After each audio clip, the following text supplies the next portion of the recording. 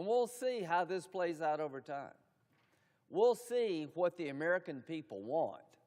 Do they want to continue throwing money at insurance companies like this with increased costs to the taxpayer and people that participate in this program? Or would they like something new and different that would break the endless reward to healthcare companies and start rewarding consumers to get better outcomes and lowering their premiums? We'll have a debate about that one day. We'll have an election probably over that. But what we're not going to do is be held hostage for you to get your way, for me to vote to authorize a program that is failing, that was a lie, and I'm going to do what I can to fix this. And if you want to continue to shut down the government, holding me and others hostages to continue this garbage, we're not going to do it. We'll be rewarding the worst possible behavior in politics. You'll just get more of this. So here's my advice to my Democratic colleagues. Work with people who are trying to find a way forward, to reopen the government, to have a conversation about how to better to deliver affordable health care, working in a bipartisan manner, and we'll get to where we need to go as a country. We will not give in to political terrorism and hostage taking. I saw this going on, and I just had to watch it because it was pissing me off. So I figured, why not watch it with you guys? Terrorizing Americans. Americans are losing vital services. Their lives have been turned upside down because you care more about continuing a terrible program than you do them. And we're not going to give in. I promise you, I will work with Oh, you yes, David. He sure to get a did. better outcome. I promise you, I will vote no. I was getting stuff set up so you guys didn't get to see some of the BS that he said before I went live. But holy shit. You're overplaying your hand. You're doing a lot of damage to good people that just want a better life and some certainty in their life. I try to work with you when I can on the other side. Sure you do. Sometimes we argue, and I try to argue effectively. But I will not be part of this process any longer. You're destroying the lives of Americans for a political desire that's unreasonable. You're asking me and others to continue a program that is fundamentally broken, that's inflationary.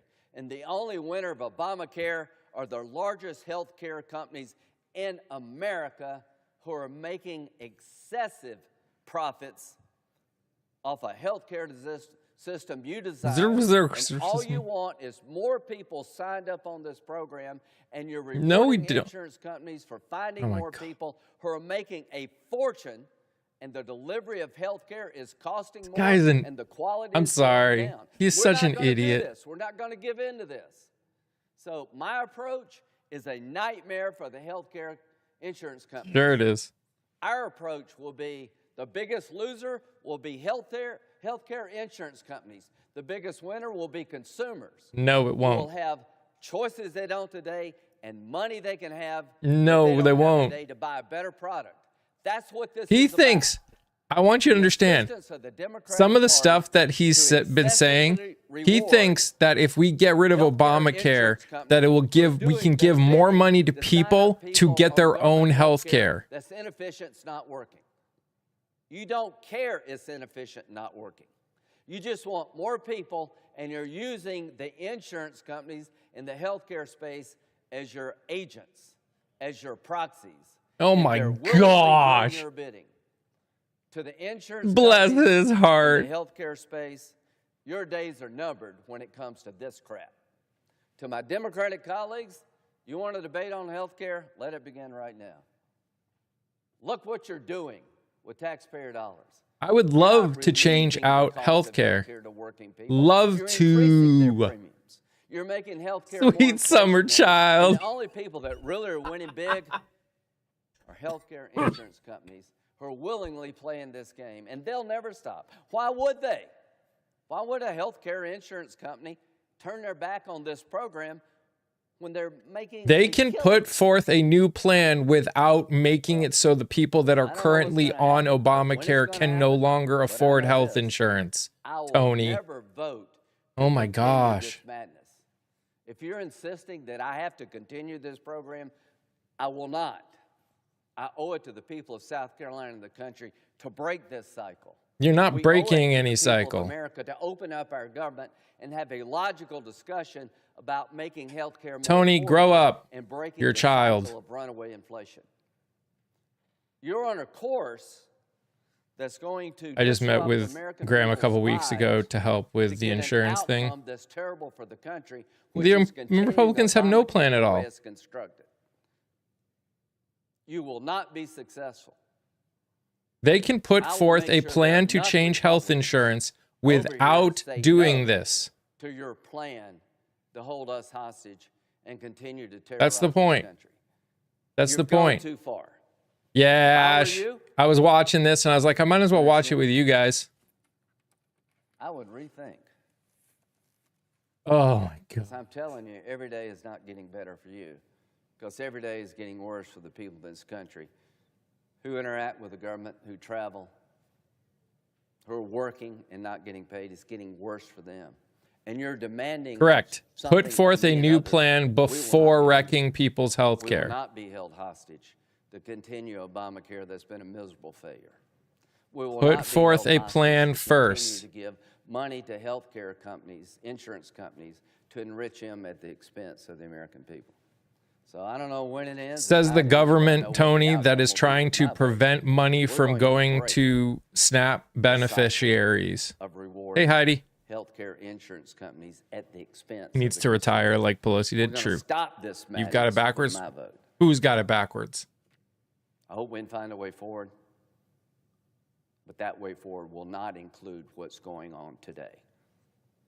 So I will be voting no to the idea that we will continue these subsidies, rewarding health insurance companies insane amounts, driving up premium cost, and getting bad outcomes to open up the government. I reject that, and I will vote no to that. And the demands you're making grow every day. You're overplaying your hand. And you're hurting people. No, you're hurting people, Lindsey Graham. With that, I yield. Lindsey Graham is the one hurting people. Always has.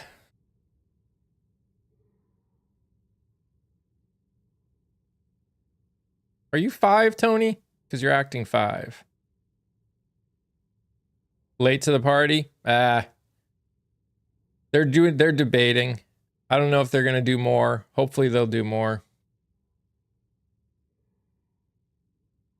But again, the Republicans have the ability to put forth a new plan. President, oh, here we go. As you well know, I'm the new guy here. In the past, I watched government shutdowns from afar. They never made sense to me.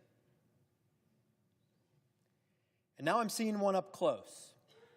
And I can confirm that government shutdowns are senseless. And this one seems to be Senator from Ohio. Of all. But what's it about? Why, for 38 days, would the government be shut down? Well, I know this. On day one, sat in this chamber, listened to the Majority Leader John Thune explain to our I believe government's job is to put forth laws that help people. So that is the government's job. Whether or not they're doing it all the time is different. Sounded fair to me. This is the longest shutdown we've ever had, Kelly. But apparently that was not good enough for my Democrat colleagues. Some said that the shutdown was necessary to provide leverage. Of course. To get the policies they wanted to. Yes. That's how negotiation works, you dumbass. Well, congratulations. Congratulations for setting the record for the longest government shutdown in American history. No, you set the record. You set the record, Republicans. But it came you did. enormously expensive price, a very, very high price. And for who is paying that high price? Yeah. Came at the price at the expense of your constituents. Uh-huh. Yeah. Yeah. That's who is paying the price for the government shutdown.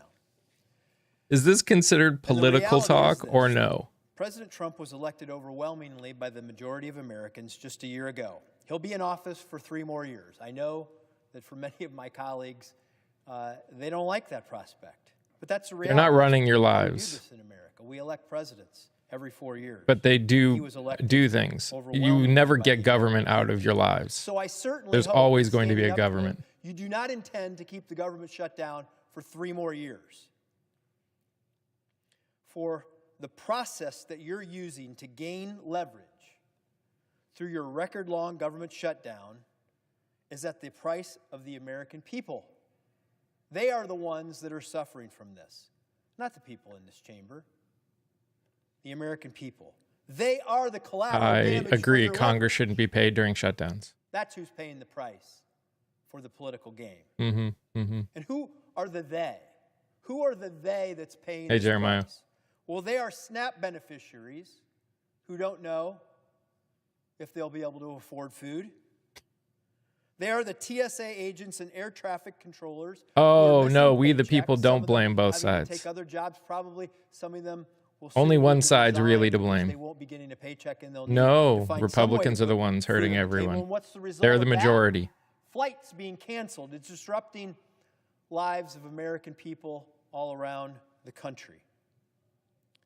That's the price of trying to gain leverage. Republicans. Congratulations. The Capitol Police that protect this place and all of you, they're part of paying the price for this. They are going unpaid while they still remain on the job. The staff in this chamber, staff that Republicans. serves all See, I of can do you, it too. Do you understand how Floor open, negotiating a majority works, clock Hitman? running on time, And the filibuster? they pay the price. They're going without pay. Talked to a small business owner the other day who can't get their loan from the SBA. Small business owners are paying the price. Had the majority? They You're pay right. the They price for had the their majority. employees. They don't anymore. In my own state of Ohio, But what Republicans don't have is a 8,000 filibuster-proof civilian majority. employees were furloughed from Wright-Patterson Air Force Base. Oh, user People blah, that blah, protect our blah. country. They are paying the price for your leverage. Yes, this is a Republican These are real people, speaker. not bargaining He's chips. They have real he's a jobs. They have senator from important Ohio. things they do to serve our country. They are not bargaining chips for your political leverage. Democrats rule. They are Republicans have guilty. voted What? time and time again to reopen government cleanly, responsibly, and without games. The same thing that we've asked you to do. I've done it 14 times. My colleagues and I. This is just on more the aisle have voted more 14 discussion times about trying to to open the reopen government. It's not unprecedented. Oh, goodbye, Passed Joanne. the NCR to reopen the You need to government. do away with dumbass fact, statements like In that. the Biden administration, when Republicans didn't run Mike this, Johnson shut down. they compromised with Democrats and voted 13 times to pass a clean CR, It's not clean. keep the government open. The same thing we've asked you to do. Next, please. Can you mute him? No. Republicans are not There's a way voting to open forward the right now, government. though. It's not a clean Pass CR. the funding bill today. Today. Get workers paid. Keep America running. And then pair it with the firm commitment that has been given to debate and vote on the policies that divide us. It's not clean. That's how grown-ups govern, by the way. Mm. That's how grown-ups are supposed to do this. Mm-hmm. We So don't start always get our acting like a way. grown-up. We debate it, we fight for our values, and we vote. And sometimes we win. And they're voting. Oh my gosh. That's what the majority leader of this body, John Thune, who is a man of his word, It is not clean. has said They're he not would do. funding the same things that they were in the spring. PBS is no longer being funded. USAID is no longer being funded. Until all of their demands are met. But let's be abundantly clear. It's not Republicans. It's not Republicans that you're hurting with the strategy. It's the American people, the American taxpayer. The American taxpayer It's not a clean is CR. paying for a government that's not serving them. They are the ones. They are the ones. Democrats don't want premiums. Democrats just don't want people to lose health care. And I say this with all. We're not saying no one can put forth a new health insurance, an idea to make things cheaper for people. They're not doing it. You are the ones. Who are you? Offer this perspective. If leverage was your goal, you got as much leverage now as you're ever going to get. Never going to get better than this. The shutdown has lasted 38 days. Do you really think you'll have more leverage after 48 days or 58 days? You won't. It's just a matter of how much more suffering you will cause until it comes to an end. When will enough be enough? Oh, grow up, Monty. Must occur. That is a dumb statement. You decide to vote with us to open up the government. I'm not asking you to abandon your principles. Would never do that. Everybody here stands on their principles. They argue and fight for what they want. Would never ask you to abandon your principles. If you want to defend Biden's COVID-era bonuses that prop up a broken Obamacare system, then keep fighting for them. If that's what you believe. Not working. You can propose your own legislation, or, which I would prefer, that you propose some bipartisan legislation that the majority leader of this chamber, I believe, will bring up to a vote. It's time for you to take yes for an answer. To work with us. Madam President, I wasn't here. Would I agree? Would I support the Republicans to do the same? Depends. If the Democrats were not negotiating at all and putting the same bill forth 13 times, yes, I would agree with the Republicans. That they now say they want to renew. They set the expiration date. The filibuster's purpose is for negotiation. But I'm here now. I want to fix it. I want to get some results. But those policies, those Obamacare policies have contributed to increasing health care costs that are the biggest driver of inflation in the 21st century. Look at this chart. He's a senator from Ohio. This is the cost. Do I think the Democrats will cave? I don't know. I don't know what the new supposedly they're bringing something new forth. I don't know what it is. Number one, medical care services on this chart. Health care inflation is the most dramatic form of inflation that this nation has experienced in the 21st century, and it is due to Obamacare policies. Those are the facts, and that is the reality. There is no GOP healthcare plan, Spencer. That's the problem. Many people in this chamber didn't create the problem, but I want to help solve the problem. You did create the problem. I want to reduce the cost of health care. Uh-huh. When the government shutdown ends, How? I'm happy to be one of the No. See?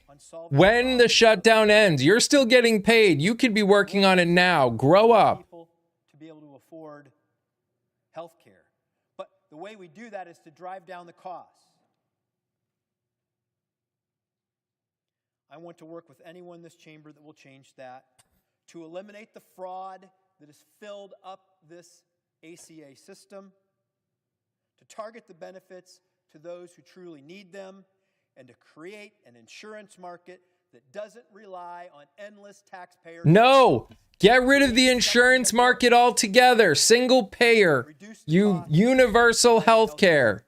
In this country. Single payer, universal health care. That would get rid of the insurance companies altogether. If insurance companies are the problem. The American people suffer while we wait to do this. Bring it to an end. Open the government. Let's work together to reduce the cost of health care and make it more affordable. Because the truth is, you have no more leverage today than you did on day one. In fact, you have less. Because there's less time to negotiate the items you claim to care about. Uh-huh. There's less time today to negotiate it when this all started. So it's a matter of urgency. Let's get this done. You guys, it's your fault. You guys did it. You guys.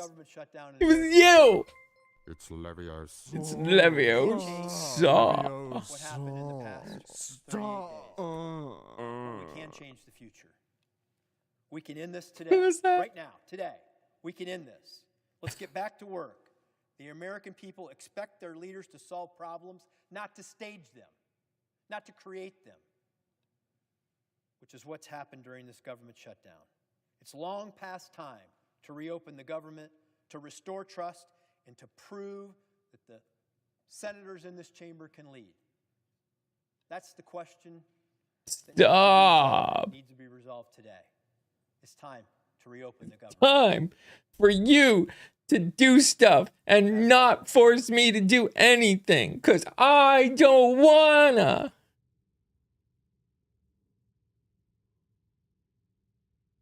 No, it's not gonna work. They've been doing this for 38 days. Madam President. Senator from Texas. Oh boy. Madam President. Oh boy. I'm today to speak about a grave matter and a clear violation of religious freedom, human dignity, and the rule of law. In China, Christians are fighting daily for their religious freedom against the Chinese Communist Party.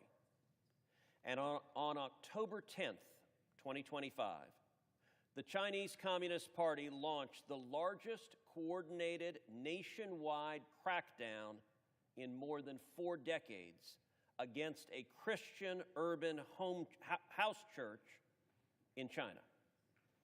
In that sweep, 23 Why the hell? church members of the Zion Church, one of China's largest underground congregations, were arrested and wrongfully detained. What does this have to do with America? Exactly. Pastor Jin and the members of the Zion Church were not engaged in. I don't know why we're talking about this. They were serving God. And for that action, they are being. I've never met anyone who gives Christians as much of a bad name as Ted Cruz does. I introduced a bipartisan, bicameral Never. resolution to condemn the abduction of Pastor Jin and the Zion church leaders and to demand their immediate release. This resolution is designed to pressure Chinese leadership to Yes, the release government's still shut down. congregation members Mute Ted and let them Cruz. practice their Vote faith him out. freely. Next, please. It sends a message Can someone of get faith can someone get that long hook and just pull him off? and a government that fears its citizens' faith is nothing more than an oppressive tyranny. Ted, just go to Cancun. Okay? Pastor Jin's daughter Just go to Cancun. and her husband, Bill, a native Houstonian, wrote about the CCP's persecution in the Washington Post this past week. In their column, they made a piercing observation, and I want to share it here in full. I'm sure you do. There are few more obvious ways to showcase the bankruptcy of an ideology and the vitality of the Christian faith than by forcing peaceful believers to suffer for the sake of their convictions. This is a profound truth. Now he's about making China great again. Like Seriously. other communist regimes before it, utterly despises the fact that there is and always has been a higher authority than the state itself. In its effort to bring every aspect. While we're listening to his BS, just so you guys know, if you're over here on TikTok, just so you know, I'm over on the tube as well. I'm trying to grow over there. I put out podcast episodes every single week. If you like this kind of stuff, if you like talking about politics and the world and things like that, throw a follow here, but also throw a follow over there. Will only grow stronger. The Apostle Paul reminds us that God. Oh gives my us not gosh. fear, Shut up. but of power and of love. I know that same spirit, one of power and of love, is what the church in China is fighting with.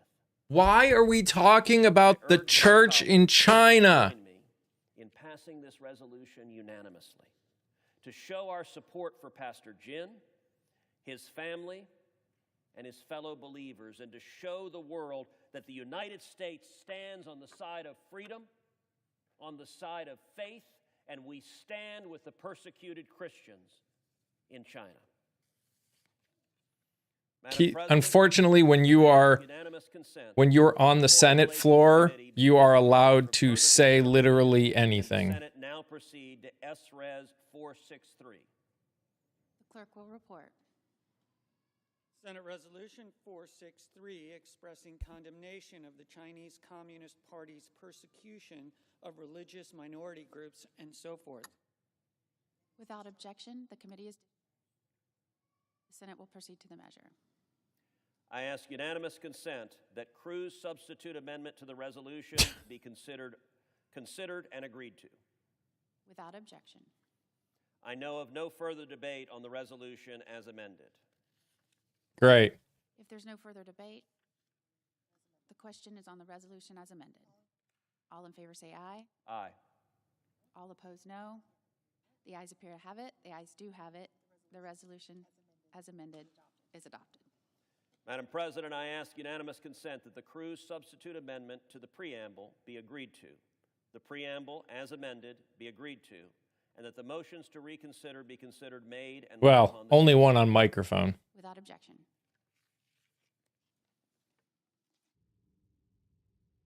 I have no idea how many people are there. The way they usually work is people show up when they're about to talk and then Madam leave. President, I rise today to honor a very special group of Americans. Wait, he's still going?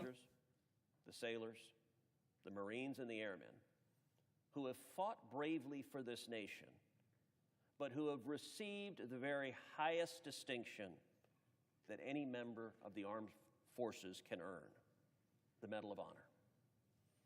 Since 1863, presidents of the United States have awarded the Medal of Honor to more than 3,500 of the bravest men and women ever to wear the uniform of this nation. Each one has demonstrated valor, gallantry, and heroism above and beyond the call of duty, with acts so selfless, so extraordinary, that they stand as beacons of courage for future generations. In 1916, Congress passed Public Law 6556, establishing the Army and Navy Medal of Honor roll and entitling each Medal of Honor recipient to a modest special pension of $10 per month for life. Over time, that monthly amount has gradually increased from $10 to $100 to what stands today at approximately $1,400 per month. But Madam President, let's pause and think about that. $1,400 a month for those who risked everything, their safety, their future, their very I lives. do not know when the vote's going to be. For the opportunity for all of us to be here today. Today, there are 61 living Medal of Honor recipients. 61 men who faced unthinkable odds, who put their country before themselves so that the rest of us could live in peace. We cannot No, truly sugar, it does not help There is no sum, anybody no eat. medal, there are no words that can measure up to their sacrifice. This is called Ways that we can continue on, Cancun Cruz liking to hear his own respected voice. and supported. Madam President, in January of this year, speaking to school children, visiting military hospitals, and strengthening the very fabric And pay them more so they don't have to be on food this stamps. monetary Seriously. increase will allow them to continue those efforts and to reach No, more he doesn't care about vets. mentor more veterans, and remind all of us about the cost of freedom. It's supposed to be, Tammy, but no. What Ted Cruz is talking about has nothing to do with it. Recipients who currently live, You look like you're not going to be able to talk here anymore, Venus. honor them and we cherish them. Who do you think's right? I'd also like to recognize the 139 Medal of Honor recipients who were either born in, entered the service from, or died in Texas. These are America's No, heroes. bro doesn't even care about They are heroes Texans. for the great state of Texas. Smappy, that's a good question. I'd like to take a moment to recognize the Medal of Honor recipients with us here in the gallery. Lieutenant Colonel William Swenson and Colonel Paris Davis. In just a moment, I will propound a unanimous consent request to take up and pass H.R. 695, the House-passed version of the Medal Act that passed the House 424-0. I do find it funny that my numbers on TikTok have gone down 200 since Ted Cruz got up here. In passing it into law, in sending it directly to the It's so bad that people cannot be here. That when it comes to honoring our nation's very greatest heroes, we are united and we speak with one voice. All military deserve better, not just a few. True. Unanimous consent that the Committee on Veterans Affairs be discharged from further consideration of H.R. 695 and the Senate proceed to its immediate consideration. The clerk will report. H.R. 695, an act to amend Title 38 United States Code and so forth. Without objection. And so forth. The Senate will now proceed to the measure. Madam President, I ask unanimous consent that the bill be considered read. No, Dylan, I can't blame them at all. No blame whatsoever. Who's that lady in the white? She is another senator who has been put in, who is acting as the president of the Senate. Clerk will call the roll. So when the VP is not there, they have someone as the acting president of the Senate, who's just another senator who goes up there. Oh, right. Sorry. Preferred names. Raphael. Right. Only other. Looks pretty dang close to, yeah. Which means they're just speaking to the people. My guess is there's at least one Democrat in there for unanimous consent things.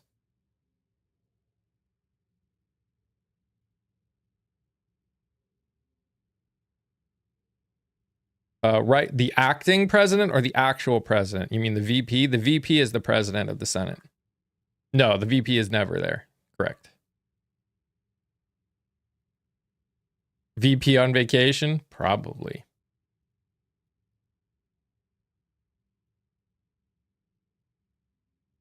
Oh, I understand what they're talking about. And to be honest, giving Medal of Honor winners more, I'm all for. That's not the problem. The problem is that they're talking about this instead of getting things actually done.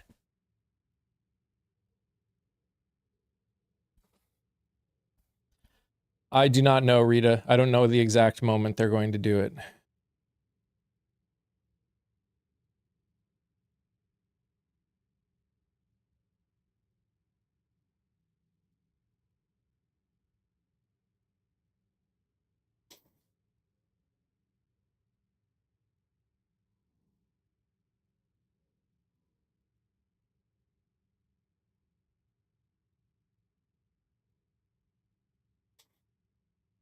Again, is the healthcare system good currently? No, none of us have been saying it is. You just don't take away the ability for people to afford healthcare without having something to fix the problem. The way they want to do it is get rid of people's healthcare and then discuss fixing it. That's not how adults do things. Real adults fix the problem. No, they never intend to fix it because they don't care about small businesses and the poor.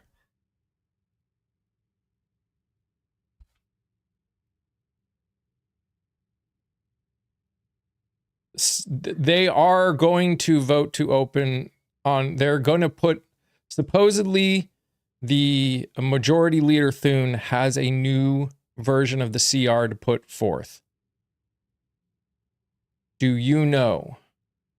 They are supposed to put something forth to a vote. When, I do not know. But they are supposed to put something forth for a vote.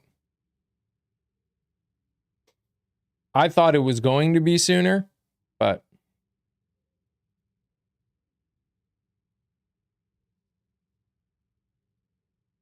just open the government. I mean, again, it's not just open the government. So I was watching, while we're waiting, I was watching a podcast about this. Why is it that the Democrats always have to be the adults in the room? And why do we keep giving Republicans a pass on actually being leaders? Madam President, Senator from Wisconsin, I ask that the quorum call be initiated. without objection. So, Madam President, 2 weeks ago I came to the floor in support of a bill that we were going to vote on, a motion to proceed, called the Shutdown Fairness Act. Pretty simple bill. The name pretty well describes exactly what it is. It's trying to be fair. Senator from Wisconsin. Functional shutdowns that any of the federal workers who are forced to work because they're in our military, they're in federal law enforcement, they're TSA or they're air traffic controllers, they're keeping this nation and Americans safe. If we're going to force them to work, at a minimum, let's make sure we pay them and pay them on time. Now, I came down in as nonpartisan manner as I possibly could and literally begged Thank you, Mission. the other side, just join us. Vote to proceed to the bill. That they had some objections to it, things that I was willing to address. For example, my bill only addressed workers that were forced to work. They wanted to include furloughed workers. I said on the floor, listen, I'm happy to add that as an amendment. I think, working with my conference, I can get the conference to support it as well. It wasn't quite that easy, but in the end, we overcame objections within our conference to adding furloughed workers. So we've completely amended the bill now. We've added furloughed workers. In the meantime, surprising to me, we had federal employee worker unions reach out to us, asking what they could do to help pass this bill. They are sick and tired of being used as pawns in this political dysfunction here. No, Nancy, they didn't. They're tired of it. One of the things that definitely appealed to them once I added furloughed workers was my bill makes it permanent. My bill says we will never use you again as a pawn. Nor should they. In the political gamesmanship that's being played out right now. Nor should they. Totally agree. So I'm happy to report the Shutdown Fairness Act, as I've now amended it, adding furloughed workers, is supported by the American Federation of Government Employees, the Federal Managers Association, Federal both the Law Senate Enforcement and the House Officers reboot. Association, National Air Traffic Controllers Association. Yes, well, this is a Democrat. We had a plane Kelly, go down early in the week. I'm not saying it's because of air traffic control, but This is a Democrat. we understand the danger. We have to understand the risks we are taking in not paying air traffic controllers so we can fully man our air towers and keep our airspace safe. The International Association of Firefighters supports my bill. The Association of Flight Attendants does. So again, one of the main reasons Ron they support Johnson's my not a bills, Democrat? in addition to the fact that we added furloughed workers, is my bill makes this permanent. So, Madam President, I ask unanimous consent that the Senate proceed to the immediate consideration of calendar number 191. Oh, no, he's not. It's a Republican. S. You're Senate right. Bill 3012. I further ask that the Johnson substitute amendment at the desk For some reason, I thought he was. agreed to the bill as amended, be considered read a third time and passed. He's one of the and that few motions sensible to reconsider Republicans. Be considered made and laid I've upon agreed the with table. Republicans. I've voted more Is there Republican objection? than Democrat in my Madam life. President, Senator from Michigan. Madam President, reserving the right to object, I just want to first start off and say that I just deeply appreciate that Senator Johnson has updated his proposal to pay all federal employees during the shutdown to include furloughed workers as well as DC employees. So I appreciate all those efforts. I've worked on a number of bills with a senator from Wisconsin. We'd like to continue to work on this bill as well as we go forward. But unfortunately, I just still have some concerns about the way that the bill has been drafted so far. Those are things that I think we can work out and want to work out.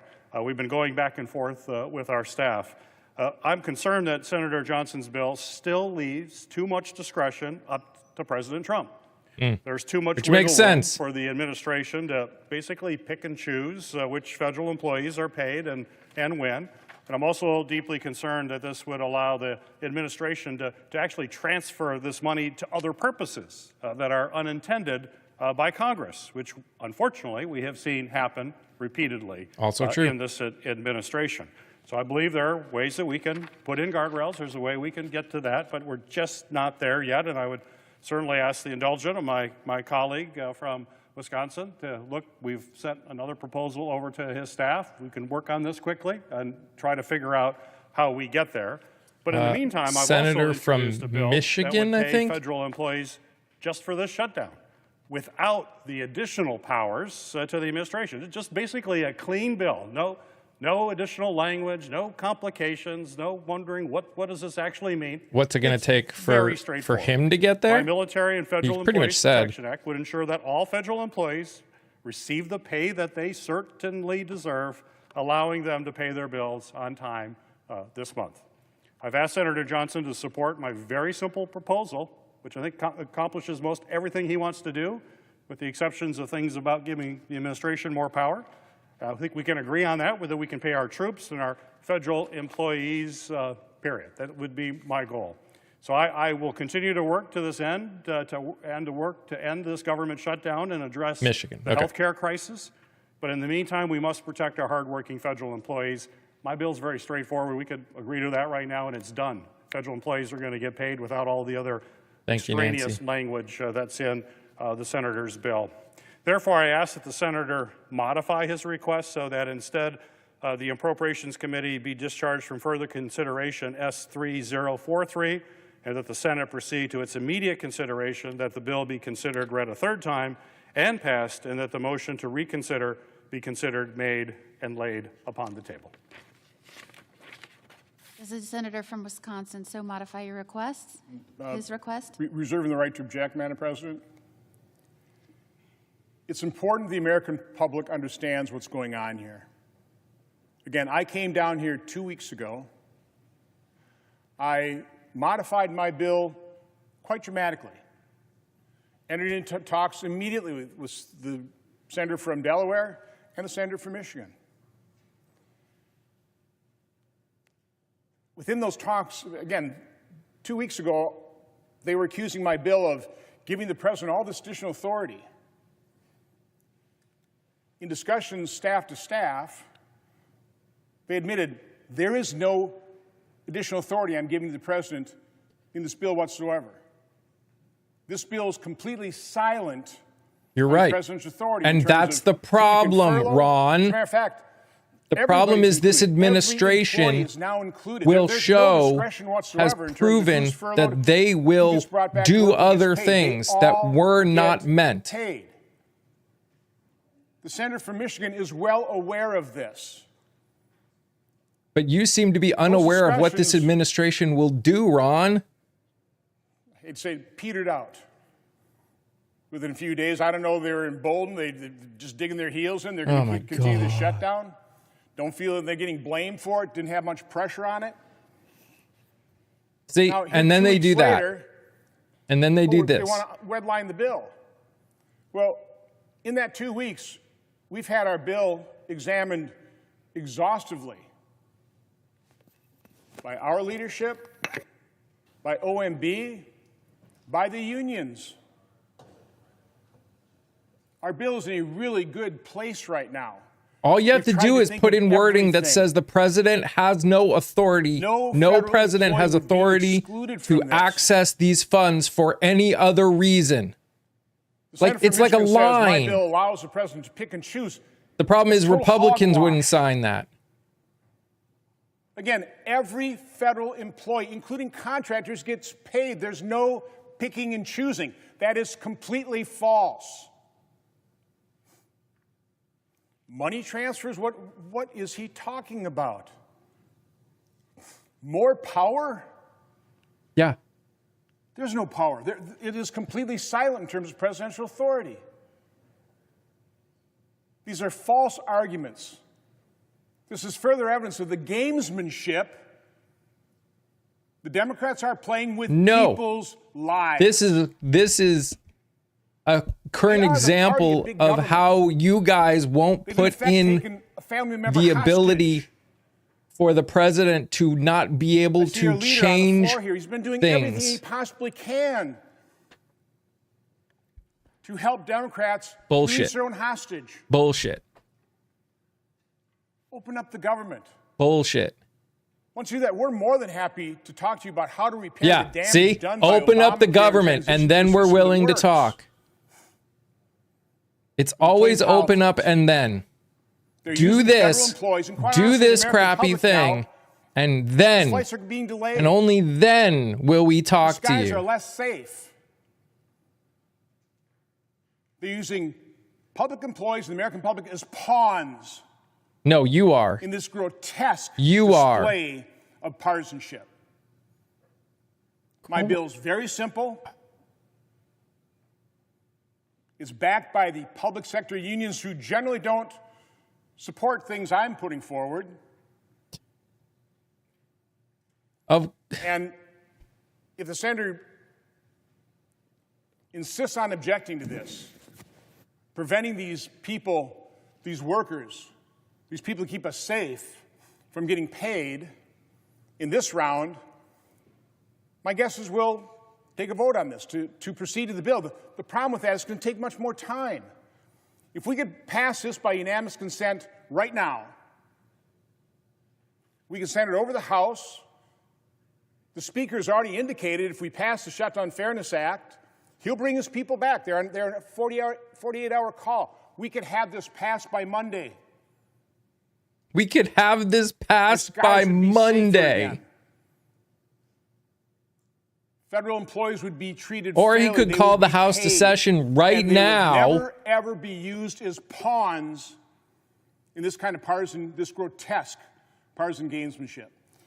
So, Madam President, I will not modify my request. Wisconsin yield for Absolutely. Madam President, I'm trying to understand what's going on here, and perhaps the senator from Michigan can clarify. So every public sector employees union is supporting the senator from Wisconsin's bill, but you're objecting because you think it grants too much power to the president. No, Thune. Now, if that, We're that- objecting I don't know because how we every don't public trust sector this employees union administration would be to in not support of this weasel bill. its My way understanding is out the modification proposed by in the senator order from to Michigan use would the essentially money cover to only pay back people pay, they want to. but wouldn't do anything to address going forward. So in other words, we're going to keep federal employees hostage. You're right. You are keeping federal employees hostage. So they might get paid for back pay, but starting tomorrow, they're not going to get paid again. And And that you are means that in the afraid at future, how bad that's going to They make you continue to be look. pawns. They continue to get held hostage. You are This is a frightened to straightforward death approach at how that is that making you addresses look. that issue. And that everybody in this chamber who isn't getting paid, I can't believe people come down here and look these people in the eye when he's saying right here, we will pay them not only for today, but for tomorrow and for the entire year, and we won't allow them Yes, to be it's held always hostage sign now because and in a political negotiate game in the later. future. No, My negotiate understanding now. is the senator Get it from over with. Michigan, Get on it behalf, done. I suppose, of other Democrats, Get her is done. objecting to that. please, please help me understand. This is a straightforward proposal which addresses the concern that millions of Americans have who are headed to food banks and can't pay their rent. And you're coming down here and saying you're going to object Yes. because you just want to pay them for yesterday, not for tomorrow or the next day after that? It's about leverage, isn't it? Isn't that what y'all been saying? It's about leverage? This isn't leverage. This is the lives of the American people.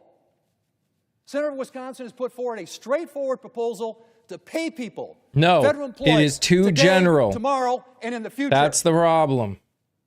And what you're essentially saying is, well, I'm fine with paying them. Thune for is yesterday. always emotional. We're not going to pay them for tomorrow or for the day after that. Thune for is the future. always And emotional. we don't seem to care He's good that at there this. are men and women in uniform who are frequenting food banks, who are not making rent payments, or trying to borrow to get by because it's leverage. So, Mr. President, Madam President, I should say, I would hope, we're going to vote on this. So, Senator from Michigan can object to the unanimous consent request the senator from Wisconsin made. But everybody in this chamber is going to be put on the record on whether or not they want to pay federal employees. Oh, gosh. Not yesterday, but Whine, today, whine, whine. No, tomorrow, no, no, no, no, no. Oh, you're I going to am vote on tired this of and putting you're going to be on record on whether you're going to really pay am. federal employees. No, So, no, no, no, feel no, free no, no. to object to something No, no, no, that I no, don't no, know no, how no, no. anybody in their right mind. You weren't able Walk to into the convince the chamber, country look these that the people in the eye, problem was Democrats and say, "We're not gonna pay when you." it came to the We're shutdown gonna for vote the on it. last 38 days. object to it right You're not now. going to do it here. But everybody in this chamber is going to vote on whether or not they want to pay federal employees. No. Something that every single public employees union has said they support. I yield back to the Senator from Wisconsin. Reclaiming my time for briefly to reemphasize the fact if we can pass this now, and again, Senator from Michigan, I'm literally begging you, do not object. Do not object. It's still going to take All right, couple Dennis. days Have a to great actually day. pass this. No. If we have to go the route of motion to proceed, getting on a bill, I mean, that's going to take quite some No. time. Put in language Our that skies guarantees that the president Remain at this level right now. We cannot can't continue these access airport it. delays. We All you can't have to continue do is put in use a public line. sector employees and the American public in general as pawns in this partisan gamesmanship. All you have to do is put in something that So, literally, I guarantees think you know me. that the president You know I'm saying this in good cannot faith. do anything with the money. Please do not object. Let this bill It's pass really easy. so the House can come back and sign this into law, and these good people who are forced into work or who have been furloughed can get the pay they deserve. Again, today, tomorrow, and in the future, assured they will never, ever be used like pawns Bullshit. in these partisanship games. But again, I'll underscore, I will not modify my request. Madam President, Objection is heard to the modification. I have not Senator, objected yet. is there an objection to the original request? Thank you, Madam President. Senator from Wisconsin, I know your intent. You and I have worked on a lot of issues. That's not in question here. We do have problems with some of the language in this bill just to make sure that we have guardrails. I want to pay federal employees. That's why I have the bill that's on the floor right now that I'm trying to move. It will pay federal employees. It'll pay contractors as well. You're not doing that, I understand. Everybody who is being shorted right now should be paid, and that's what my legislation does. So we could do that. You know, I'm happy if you want to take my legislation and put your name on it, I'll support it, and we'll pass it right now and send it there, and people are going to get paid. So if you really want to do that, we could do Guardrails. that today. Would you Who'd want have me to thunk it? Just to put your name on this bill? Who'd have and then thunk we'll it? Pass it? That would be fine Guardrails. to do that. But folks are, excuse me, I haven't reclaimed. So we can make that happen. And if you put it on the floor later, we'll go through the process. I would hope that you and I, during that process, could work on language to perhaps address some of the concerns that I have. It's not that we pay people. That's not my concern. I wouldn't be offering this legislation here today if I was concerned about that. I want them paid. Labor unions support my bill, too. No surprise. They're getting paid. Yeah. And that's why I've introduced it. This is not a political Labor game. I hope unions we support get anything the that gets shutdown them paid. opened. I hope we're able to find common ground to say that we want to lower the cost of Americans of affordable health care, that we don't want to see their premiums go up and people lose insurance. I hope we can do that. It's not a game. I don't see this as leverage. Now, a president who refuses to release SNAP funds to feed people, now that is what is irresponsible and irreprehensible Thank you. leverage. Money's available to feed people right now, and the president saying no. The court has ordered him to put that money into food, and he says, I'm going to appeal it. Thank That you. is absolutely despicable that the President of the United States wants to starve children in order to get his way. We got to move beyond that. We got to find common ground. I hope we can find common ground in this bill. My bill is just plain, simple, clean, no games. He's a senator No from language. No, we know we have to have guardrails Michigan. when we have a lawless president. We better put some guardrails in. He walks think. over Congress Either all Michigan the or time. Wisconsin. I can't remember My which. colleagues on the Republican side, just let him walk over Michigan. Congress all the time. I don't know why you ran for office if you just want to be run over by a president. We're a co-equal branch of government. We're here to represent the people of our states. So let's work together, be thoughtful about this, understand that if Congress puts this law forward, it actually goes the way we want, and we don't have a president that basically thumbs their nose at members of the Senate and the House and do what he wants. They're And saying he knows the they don't Republicans will trust say, this "Oh, well, president that's fine. the We're just way here to you rubber wrote your stamp. That's bill. what we're here So for." change it in a way So, that they feel that they can, let's hope we that can there are work together guardrails enough to get this right. to not Pay have to employees. worry about They the should be. president They have a right to messing that. it up. It's easy. I think we can do this if we can It's get so together. Get freaking easy. beyond the rhetoric and games are here and the leader that I heard. It's also on this side as well. So let's work together. Let's open up this government. Let's end this shutdown. Let's make sure people have affordable health care in this country. Let's make sure our employees get paid. Let's do all of that this weekend. I'm on board for all that. Hopefully we can get it done. Is there objection to the original request? Madam President, Objection is heard. Senator from Wisconsin. so again, let me correct, I hate to say falsehoods, just presented here in the chamber. My bill is completely silent in terms of presidential authority. And that is the problem. Senator from Michigan, I know That they wanted to put is language in there to the restrict presidential problem. authority, but the fact of the matter is, and I made him well aware of this, that's a bill that would never be signed into law. So if you're serious about actually paying So the here's what workers he's to saying. recognize Ready? the fact, admit that my This is bill what he's saying. completely silent. It He's does not saying add, it does the not president subtract. will not sign the bill that puts restrictions on the president. Secondly, So we have to put one in there that doesn't put restrictions on the president. That's what he's saying. I need you guys to hear that. He is saying that the reason that we're not putting it in is because the president will not again, sign it. It is unfortunate that he objected right now. And if we proceed and vote and actually get on the bill, and I hope at least we do that, that will take quite some time. So Sings has already objected. What I am happy to do, not happy, I'm very disappointed I'm going to have to do this, but we'll look at their language. If it's acceptable, and again, if he is doing anything with presidential authority, adding or detracting, that won't be signed into law. It's a fruitless exercise. But if we can accept their language, It's not a we'll fruitless look at it, exercise. and then maybe It's not maybe a we can fruitless come back down here, exercise. do another Why? unanimous Why is it consent not a vote, fruitless pass this exercise? today. You want to know why? You want to know why it's not fruitless? So we'll look at the language. Because if enough senators agree that it should be, it's called a veto-proof majority. They could veto the president. President. Senator from Oregon. I appreciate that my colleagues from Wisconsin and Michigan are striving to find a path to make sure that folks are paid. Folks who are working should be paid. Folks who are furloughed should be paid. But here is the problem with the proposal from my colleague from Wisconsin. And that is we have a president right now that is violating the Constitution.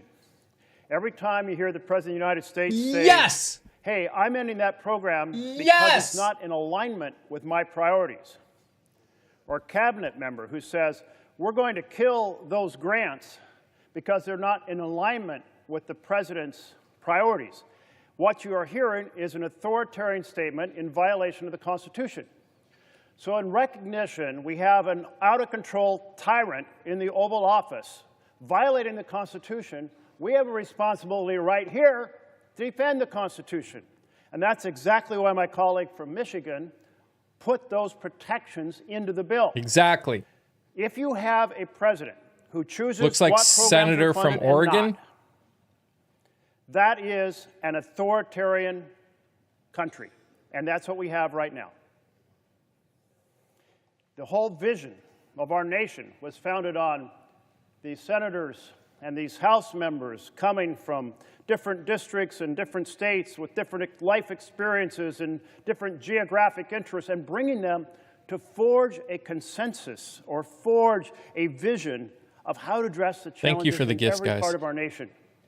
Not to have one person down Pennsylvania Avenue who knows a little bit about New York and a little bit about Florida, has a certain one point of view, be a tyrant. Martial law would be empowered by the proposal from Wisconsin. And that's why my colleague from Michigan was absolutely right to ensure we here in the Senate defend the Constitution. Thank you. Preach. Preach.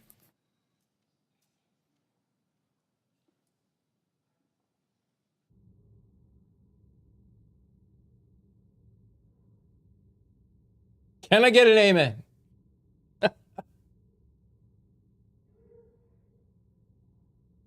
Yeah, if Dems accept promises from the GOP. Yeah. Seriously.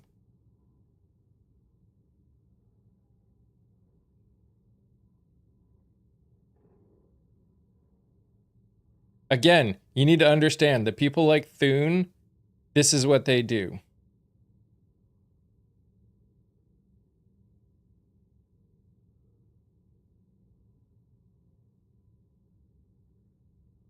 Thank you, Lori. I appreciate that.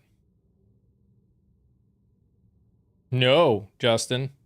Actually, I have voted more for Republicans than Democrats in my entire career. I vote based on what it actually does and the realities of the world we live in.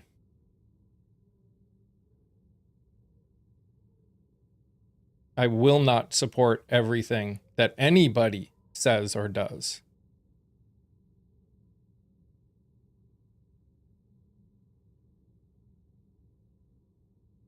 I don't trust this administration. This administration has shown that they lack trustworthiness.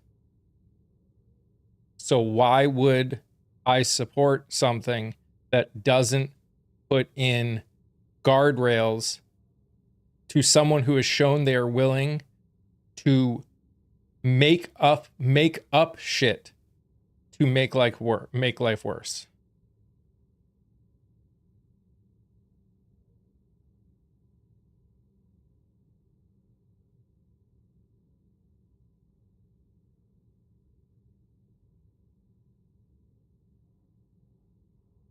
I'm way easier to talk to. I mean, I'm not a Democrat, Temmie. If we're being straight, I am not a Democrat. I'm an independent, have been for the last 30 years. I support good legislation. I support reality. I support humanity.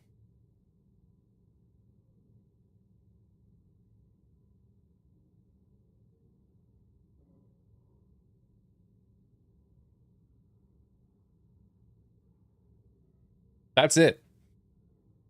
I don't care what side of the aisle you're on. If I had my way, no one could be associated with a political party ever.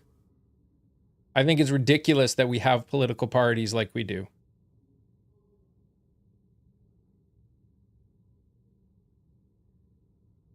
Because what it's caused is people to vote only for a party and only listen to a party because of it. It's not even just a two-party system. It's any party. When you have parties set up, it becomes people's identity.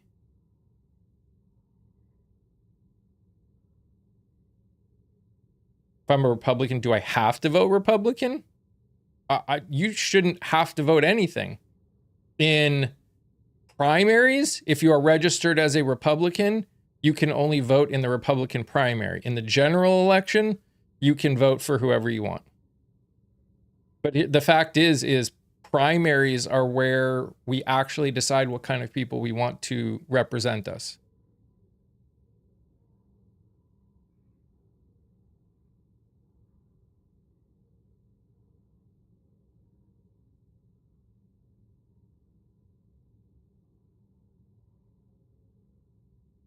Like Jill Stein grifting and then disappearing. Yep, that too.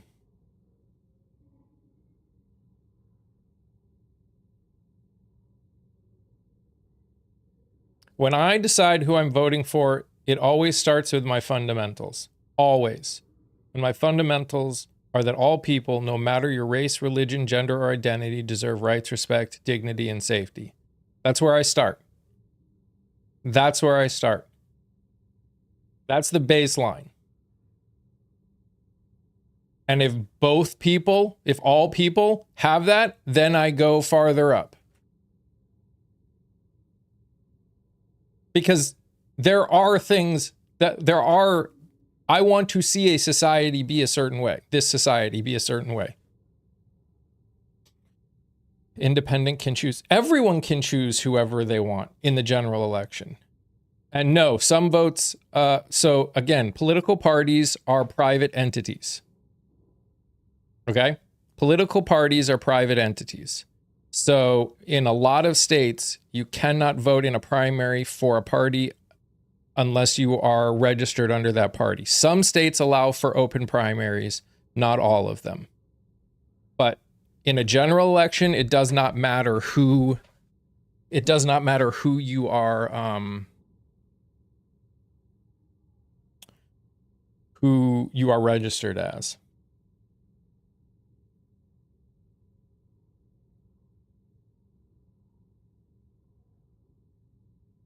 And that's kind of like that whole basis that you heard of how I vote is also how I'm trying to build this podcast. So for those of you that are new, that don't know me very much, I want to do this for a living. So I'm trying to grow here on TikTok, over on the Tube. I'm trying to expand what I can do, but I can't do it without everyone's support. So if you like podcasts, please go check out the long form stuff and share it with people. It really does help. I'm trying to be able to monetize over there. And I've talked with some good people. I've talked with one of the people that's running for Senate in Maine. I've talked with someone who's running for Congress in Idaho, someone who's running for state seat in Iowa. I'm going to be talking with someone who's running for Congress in Florida soon. And then I'm talking with just other people. I've talked with a relationship coach. I talked with someone who's actually in here who owns a business selling mushroom-infused whiskey. So we support small businesses.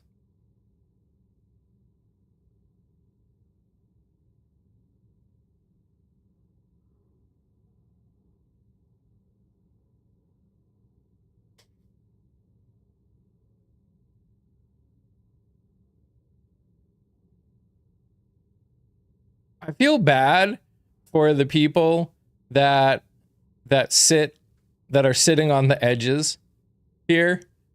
I feel really bad for them. They're just sitting there waiting. No, Kelly, you're awesome. Thank you, Kimberly. The staff, yeah.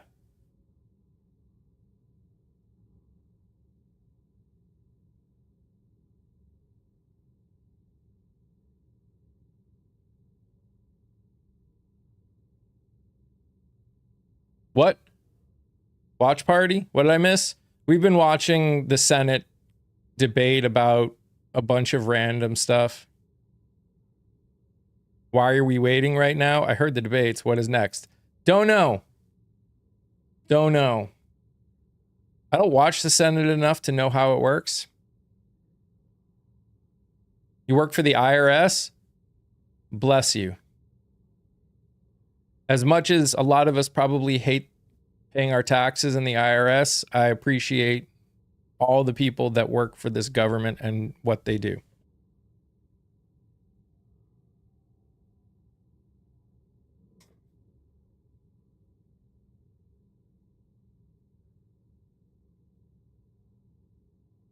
Getting warm.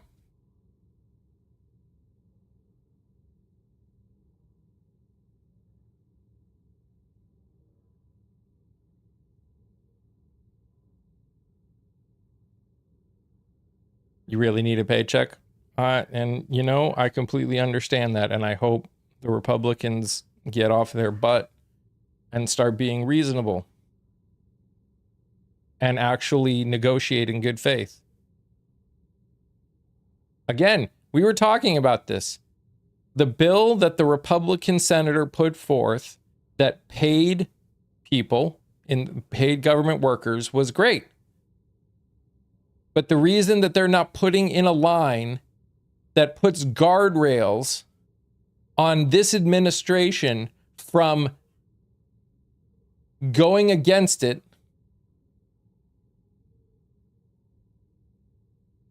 is because the president won't sign it. That should be a problem. They just released that Kansas released SNAP benefits. Awesome. Good. That's so good. That is amazing. Heard that California is too. Feel so bad for people that aren't getting paid. Me too. And you know what? People should be pissed off at people like Mike Johnson. Because Mike Johnson is probably, and the current president,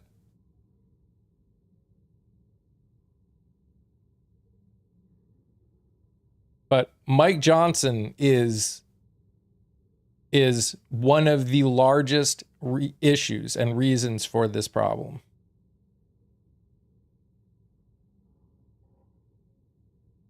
And that's just a reality.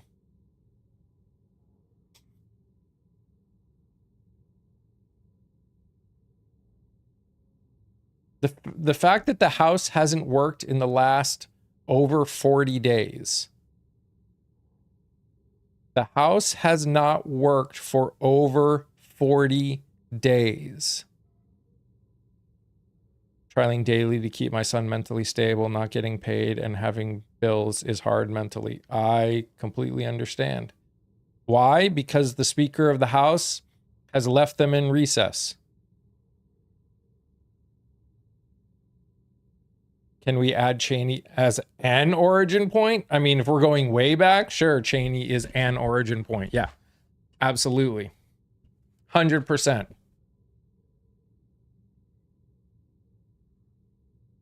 But in terms of right now, it's Mike Johnson. It's Mike Johnson, it's Thune, and it's the president.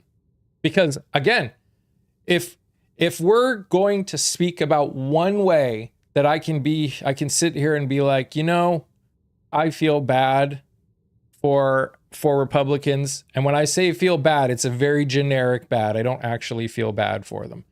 But in a way that I feel bad, it's that they know, because the senator from Wisconsin said it out loud.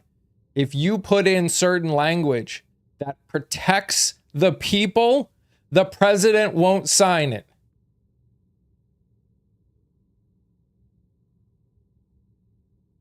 If you put in guardrails that protect the people, the president won't sign it. That is the ultimate problem. It's a problem of their own making, but it's the problem. Ron Johnson is the one that put forth is putting forth a bill that he won't put in a line that puts a guardrail on something that needs a guardrail. And he specifically said it's because the president will not sign it. And maybe the House too, but definitely the president.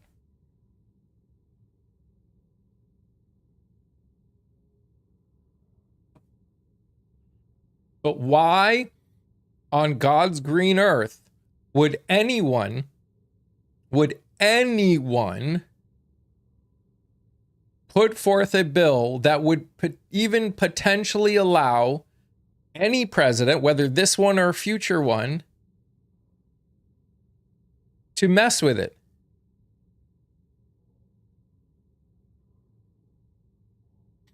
Was that line in there before? No, that's the point. So the senator from Wisconsin put forth a bill without that protection, and the Democrats said, no, this is why we're not signing it, because there isn't that protection. Put in a line that protects the president from having access to making changes to it, and we'll sign it. And he just said, you know, we can't do that because it won't get signed by the president. It won't become a bill if we put that language in there.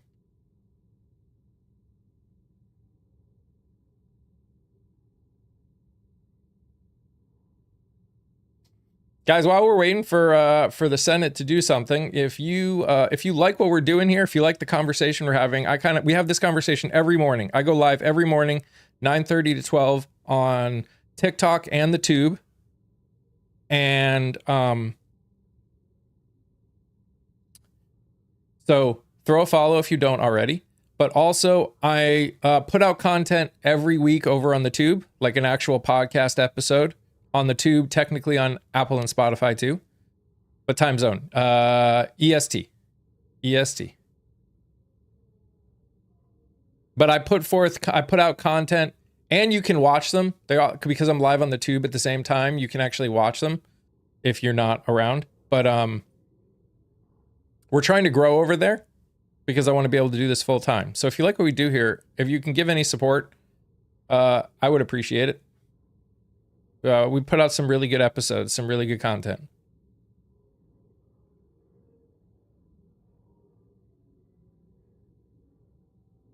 Hey, Gen X.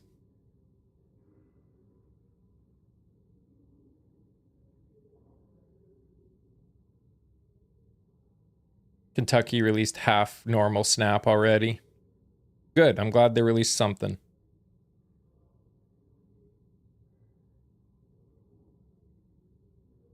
And also for everyone here, if you don't know already, there's a blackout weekend. What is this watch party for? Senate debate on the government shutdown. Aw, thank you. What's my podcast name? It's the same. It's a More Perfect Podcast. So it's the same name, same picture. I know you can't see my hand above it. It's the same everything though.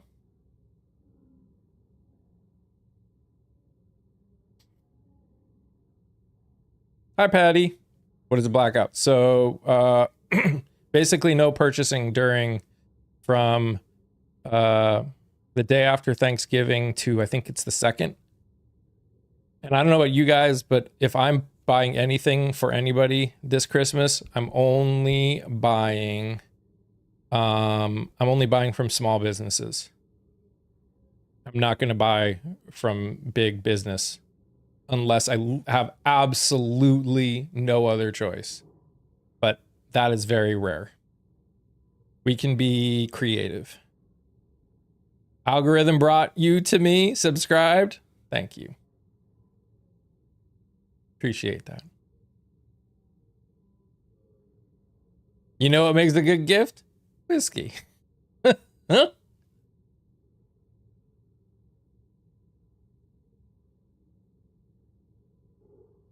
I am Mike Winson. Yes.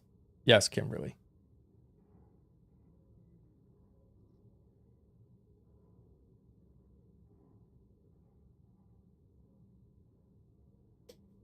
My goal is to grow this into something that has multiple people. It's more like a coalition of people that are making content in all different areas there, where people can come and get access to lots of different information. But I got to grow this into something that where I can actually like support other people in the content we're creating. I got to be able to support myself and other people. So any help, if you guys know people that you think might like this content, please share it. Please share it. It really means everything. At this point with this government, well, so Bewilder Kelly, who just spoke above, she's the one who said that.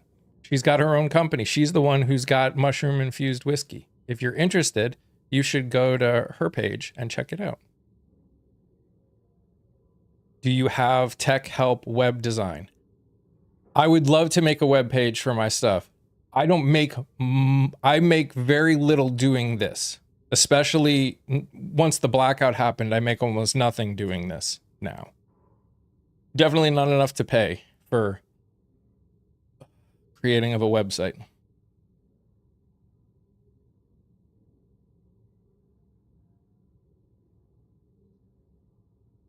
It is not. It is not psychedelic. Yeah, but it still costs money. It all costs money. What are they doing now? I'm not sure. I'm sure someone will be coming up and talking soon. The transcriber is standing again, which means somebody's probably going to be speaking soon.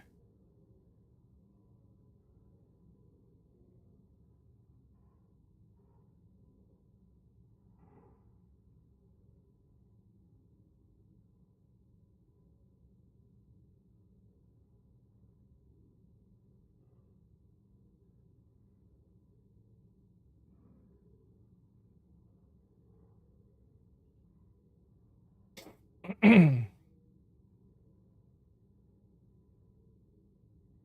have a feeling my blood pressure is about to go through the roof. I hope not. I mean, I wish I could say you were wrong, but I hope not. The most recent episode we put out of the podcast, just because I think you guys, I mean, especially in this day and age, I met with an author who wrote a workbook/book about healing Madam President, stress and loss and trauma through art. Unanimous consent, the following senators be recognized for up to 5 minutes each. Peters, Baldwin, Kelly, Welch. Without objection. Thank you, Madam President, and I'll be brief. After so many failed votes, it's clear we need to try something different. What the Senate is doing isn't working for either party and isn't working for the American people. Democrats have said we must address the health care crisis, but Republicans have repeatedly said they won't negotiate to lower the health care costs until the government reopens. So let's find a path to honor both positions. Democrats would like to see an end to this shutdown, and we want to respect Leader Thune's desire not to negotiate on ACA until after the government reopens. Therefore, we'd like to offer a simple proposal that would reopen the government and extend the ACA premium tax credits simultaneously, and then have the opportunity to start negotiating longer-term solutions to health care costs. Let's do all three. I've spoken with my caucus, and Democrats are offering a very simple compromise. Democrats are ready to clear the way to quickly pass a government funding bill that includes health care affordability. Leader Thune just needs to add a clean one-year extension of the ACA tax credits to the CR so that we can immediately address rising health care costs. That's not a negotiation. It's an extension of current law, something we do all the time around here, as we all know. But we also offer this. Let's create a bipartisan committee that will continue negotiations after the government reopens on reforms, ahead of next year's enrollment period, to provide long-term certainty that health care costs will be more affordable. This proposal reopens the government and ensures working families who are shopping right now for their health care get certainty and financial relief. While open enrollment has begun, insurers can update their rates after we pass a simple extension of the tax credits. With this approach, we do not negotiate health care in the shutdown, as Leader Thune has maintained he wishes, and the American people get the tax credit extension they want. That is what many of our Republican colleagues have floated over the last 6 weeks as a compromise: a one-year tax credit extension and reforms to the credit beyond that. We will agree with the Republican request not to start negotiations until after the government reopens. All Republicans have to do is say yes to extend current law for 1 year. It makes sense. And since what we're proposing is only a simple extension of current law, the Senate could do this within a few hours. This is a reasonable offer that reopens the government, deals with health care affordability, and begins a process of negotiating reforms to the ACA tax credits for the future. Oh, they're going to object. The ball is in the Republicans' court. They're going we need to. Republicans to just say yes. I yield to Senator Peters. Thank you, Leader Schumer. Senator from Michigan. Thank you, Madam President. Madam President, Republicans have repeatedly said that they will not negotiate reforms to the health care law credits until the government reopens. I will tell you right now that all my colleagues on this side of the aisle definitely want to open government, and we want to do it as soon as To be possible. fair, Frodo, subsidies as a willing whole are just to kicking the respect can Leader down the Thune's road. desire to negotiate after We've the got shutdown. major problems in health So care. Democrats are offering today a very simple, straightforward compromise. And if Republicans accept this, we could open the government today. Wouldn't that be fabulous? Show that we can come together with a common sense, bipartisan compromise and open government. All we have to do is... That's true, Aaron. We'll be have a right back one-year here just in extension time of for a the clean 2026 election. bill that's because law you now, know it's they won't expired. negotiate. It's just an extension of an existing law dealing with tax credits. And over the next year, we can figure out a long-term solution to the health care challenge that we're facing as a country. This proposal opens the government and ensures that families who are shopping right now for their health care can get immediate financial relief at a time when costs are driving families to make incredibly difficult financial decisions. And we believe that while we're trying to figure out a long-term solution to the health care crisis, people should not be penalized. People should not be suffering. Give the relief that they need now, and over the next year, we'll work together to find a more comprehensive solution. We know that right now our nation is experiencing a health care crisis where costs are skyrocketing. The speechwriters must be so busy right now. Coverage. Too many Americans are struggling Yes, Mike Johnson to is choose still being between stupid. food or gas Yes. or health care. And it's not just Americans in blue states, let's be clear. Families in every state across the country are paying these prices. Every one of us have families that are experiencing this now in our states. But we can take action today to give our constituents some immediate financial relief and prevent them from being priced out of the insurance market. We all want to end the shutdown. We want to ensure that government services can continue, and we want to ensure our hardworking federal employees get the pay that they have earned. That's probably... The Democrats have made clear since day one that in order to get the votes that Republicans need, we must address the health care crisis. Because the American people have made it clear they want Congress to take action on this issue, it's literally life or death for far too many American families. I know many of my Republican colleagues want to work on this issue too. I've had conversations with so many of my colleagues on the other side of the aisle who want to try to Definitely figure out believe how that's we what Ted fix Cruz this. used. But they've said repeatedly we won't negotiate until government Guys, reopens. make sure you tap that nose Leader if you're over Thune here has on said, TikTok. quote, It helps "Give us push the this live votes out to to other open up people. the government. Then we will have a conversation about some of these issues that you want to discuss. And I think health care is certainly something we are anxious to all talk about and to quote. And perhaps most importantly, even President Trump has said he'd be happy to work with Democrats on health care policies, but only once the government is reopened. Well, I agree with my Republican colleagues. It's not realistic to reform a major policy, major health care policy in just a few days. That's not going to happen. True. And I respect Leader Thune and President Trump's desire to work on this when the government is reopened. And I'm willing to compromise on that. My colleagues are willing to compromise this, and it's something that can be done. Let's today just not get if we need to. millions of people But our to Republican lose their colleagues health have care. to be willing to compromise too. Compromise is a two-way street. And they have shown us that these, and we want them to show us that these are not just empty words, that they really are willing to compromise, and they do want to take action.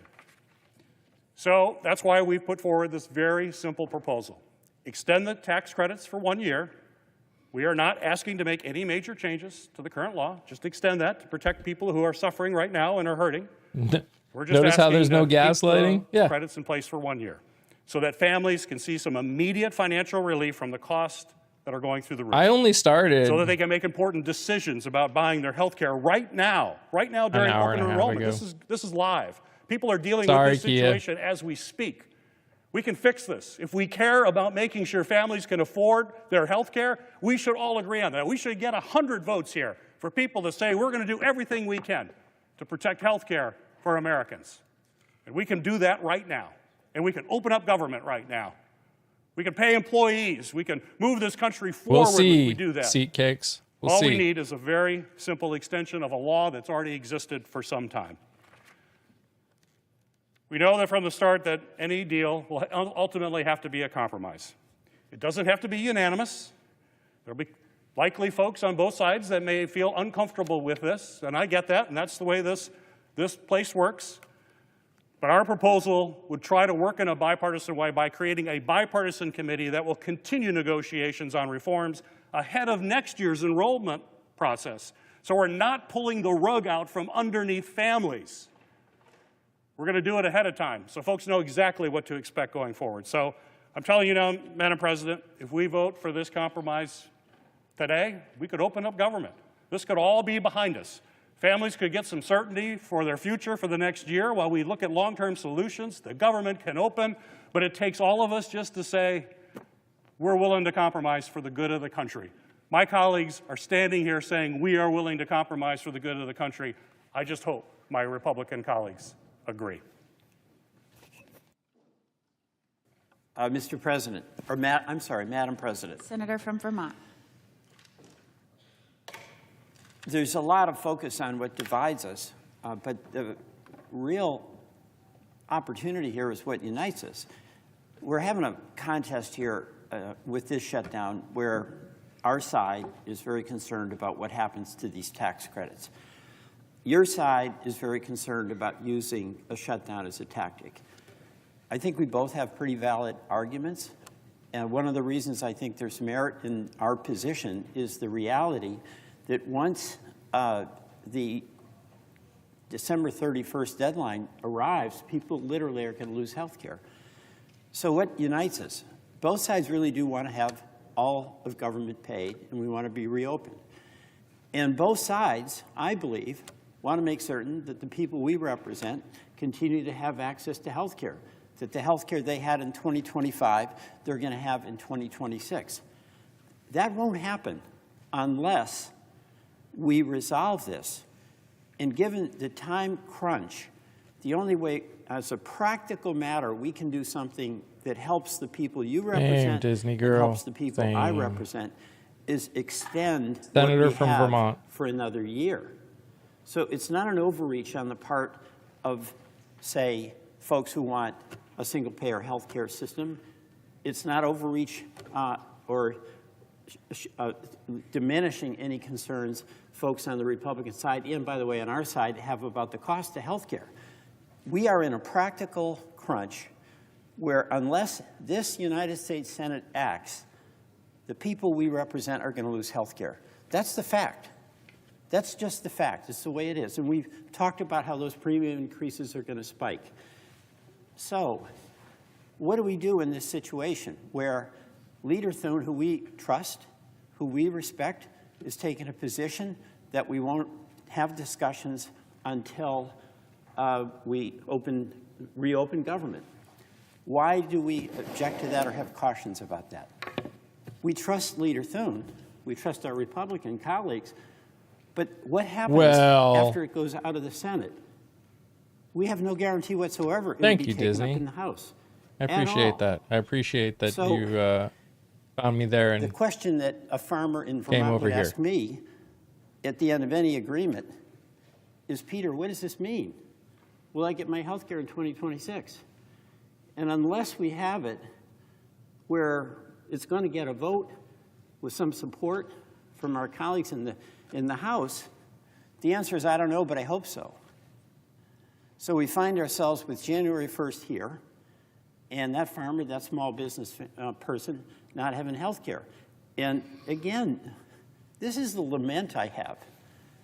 What we're trying to do here, the folks who are going to benefit or not suffer are Republicans who voted for Trump and Democrats who voted for Harris and independents who didn't like either candidate at all. So we have an opportunity. And actually, we're the only people in the United States of America who have an opportunity. The only people, it's us, who've been entrusted by the people who we represent with their vote to solve this problem. And what I think is being proposed has a quality that's rare around here. It's restraint. We're not trying to overreach. We're just trying to say, maintain the status quo so that the folks in America who are Bruins 87? Because that's the way the law works. Of some tax credits and trying to get that health care in 2026, trying to get in 2025. So I hope Congress we can come together to change a vote on Congress is going to be hard. I just want to say the military is not getting paid. Is exploding. And we have some of the military is because the president has the authority to that. It's not a solution to deal with the health care crisis. To decide who gets paid. Taking people off of health care. They still get sick. With certain money. Our leader. But no, in general, the military is not getting paid. Bipartisan committee to address the cost of health care. That is true. The cubes are. That, because the biggest threat to the continued access to health care, which the United States military. Health care. I yield to my colleague from Wisconsin. Madam President. Senator from Wisconsin. I rise today to echo, to underscore, to emphasize what my colleagues have just presented. This is our path forward. This is how we reopen the government and lower health care costs for millions of Americans. This is what compromise looks like. Look, if I had my way, we would be making these enhanced premium tax credits for working families. Yes, they found permanent. Money to try but I to understand get them that we can't get another everything paycheck. that we want. That's how compromise works.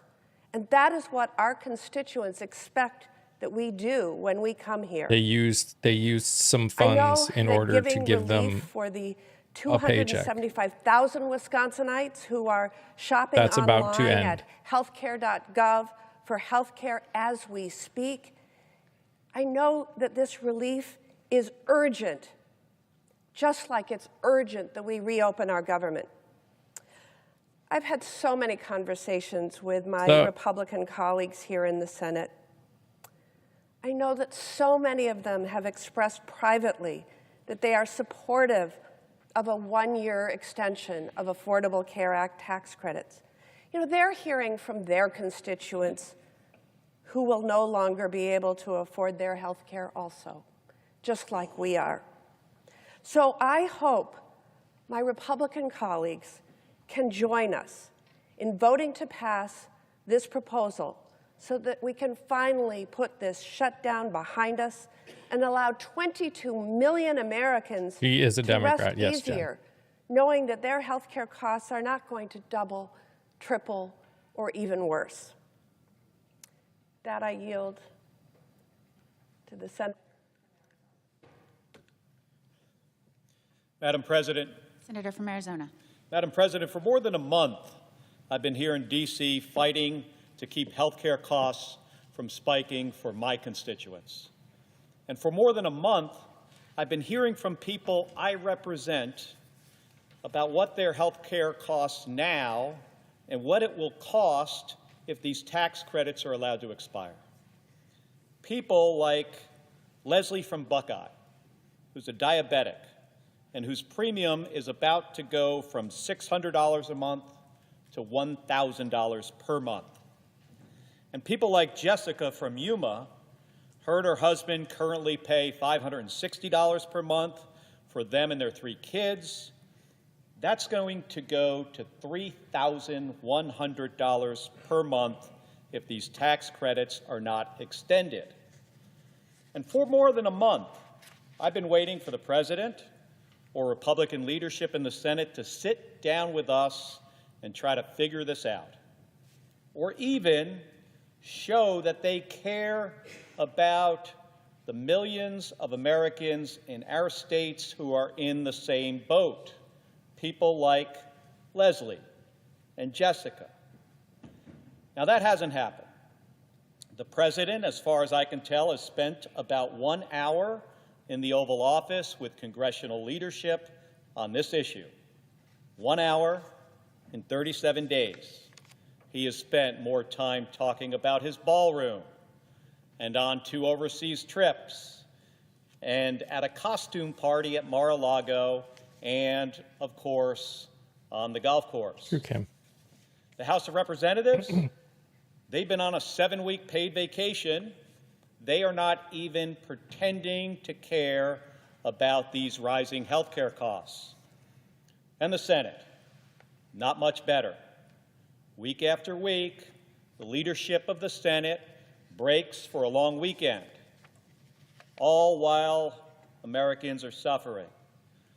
And they're suffering even more because Donald Trump is using them as pawns in this fight. He's still trying to illegally withhold SNAP benefits from hungry Americans, including children, to use as leverage. Donald Trump's official position on the government shutdown is that he will let hardworking Americans go hungry until we give in to his demands to let health care premiums go up dramatically for millions of Americans. Yeah. Now, is that the Talk about position leverage. of my Republican colleagues? I keep hearing from many of you that you want to do something about this, but you say you can't negotiate. Not now. So let's just lay it out here. We need to extend government funding to reopen the government, but we also need to extend these tax credits so millions of Americans can actually afford their health care. So let's do both. No gimmicks, no changes. Let's reopen the government. But we can do that knowing that Jessica and Leslie and a whole bunch of other people that we represent can take their kid to a doctor and fill their prescriptions for another year. There is no reason why we can't agree on this. If you want to reopen the government and you want to help keep health insurance premiums from spiking, then let's do it. But if you say no, if you say you can't vote for something like this, well, let's just be honest about it. Tell the Jessicas and Leslies in your state that they're not going to be able to afford their health care anymore. Tell them that Donald Trump thinks that they should go to a food bank for groceries so they can have something to eat. Now, Madam President, I also think we need to be perfectly clear about why we are here and how we got here. All of this we have discussed over the last month is because Donald Trump and Republicans in the House and Senate wanted to give a big, giant tax cut to the wealthiest Americans, a $4 trillion giveaway. And again, Madam President, we want a deal. We can choose to fix this so Jessica and Leslie and millions of others can afford to have basic health care. I yield the floor.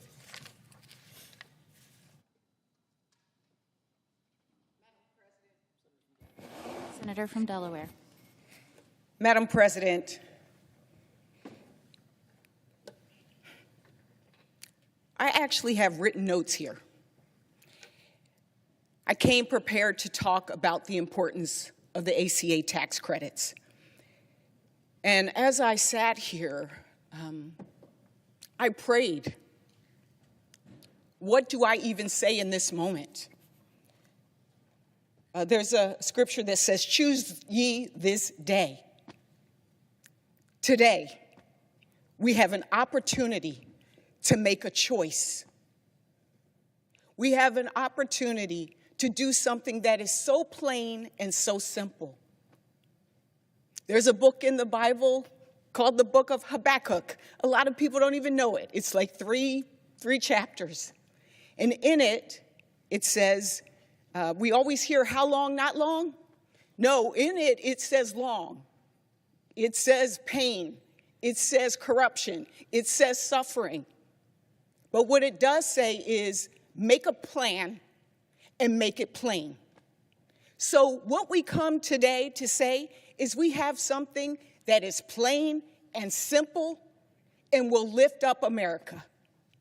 And that is the opportunity to both open the government and restore people's health care. It's that plain, it's that simple. We're not saying you're better than us and we're better than you. We're saying link them together on behalf of the American people.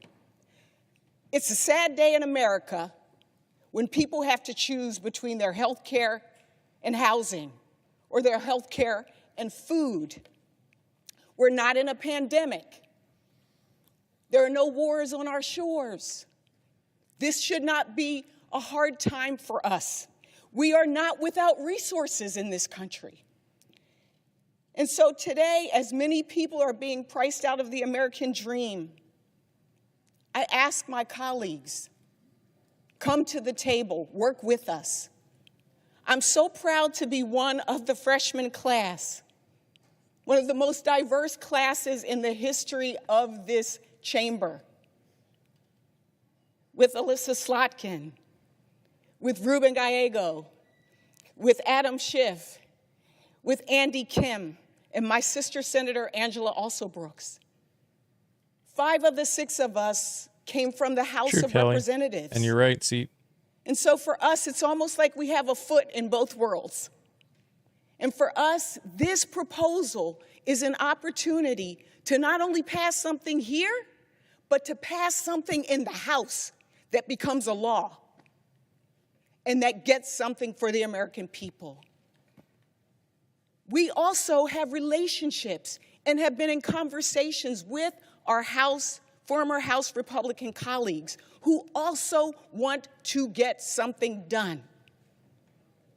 And so today, again, off script, but in my heart, we are standing here for the American people saying, we can end this today. And we are saying to the President of the United States, I hope you can hear us. We are saying to the President of the United States, you said it yourself after Tuesday's election. This is hurting Republicans. Well, you know what? It's also hurting all of America. And so we hope that you will engage in something that is simple and clear. Open the government and make sure we restore people's tax credits together. Again, how long? Long if we choose to be. But we have a choice in this moment. And so we hope that you will come to the table. Let's make a deal. I yield back. Mr. President. Senator from Minnesota. Mr. President, I thank the Senator from Delaware, wise words, and I thank Senator Schumer, all our colleagues that have gathered here today. We truly come in good faith. I thank our Republican colleague who is listening to us right now and for the good work that he has done in trying to bring people together.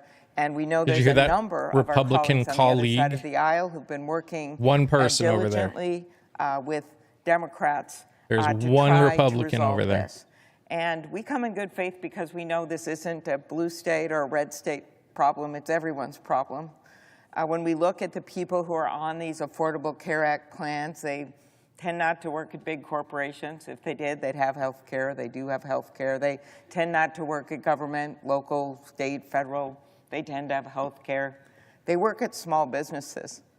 They are entrepreneurs, like the woman that I spent time with last weekend in Eagan, Minnesota. Yes, who most has likely one employee, and she's so proud of her business. She's been doing better.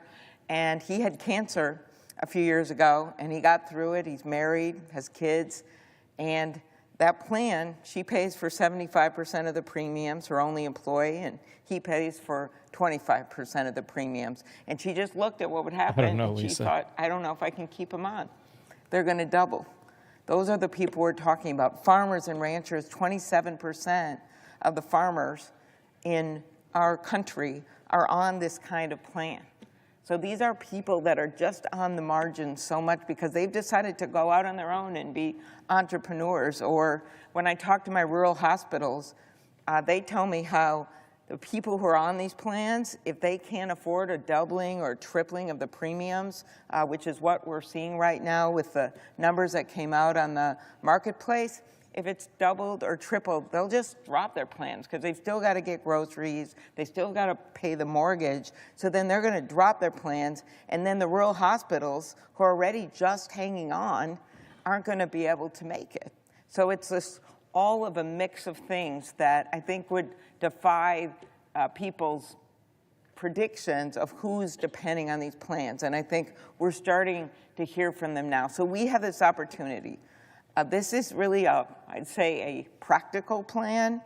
It looks at what we need to do to open the government again. It looks at the work that's been done by our great leaders in appropriations.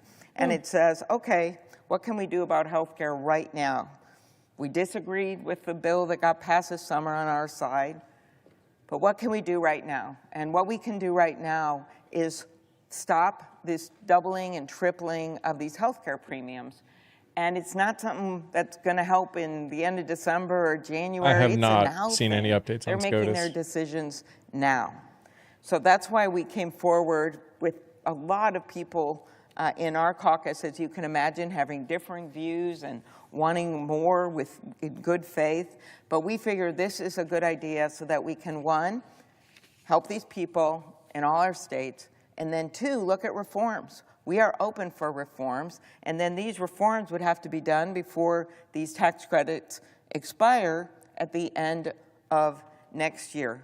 But it will get us through this, and most important, it'll get people through it, like Elizabeth of St. Peter, Minnesota, who told me, I have no idea how I'm going to come up with the extra $200 each month. This is what's happening. People who are terrified of what's going on. So we have this moment in time. We're ready to work through the weekend. We hope our colleagues are. Oh, they're doing that one behind closed doors? So let's get to the table. I hope the president comes and meets with us. The amount of money we're talking about here is about the same as the money that went to Argentina. I'm not going to relitigate that, but it shows what we could do and why we could do it. So let's get it done. Thank you.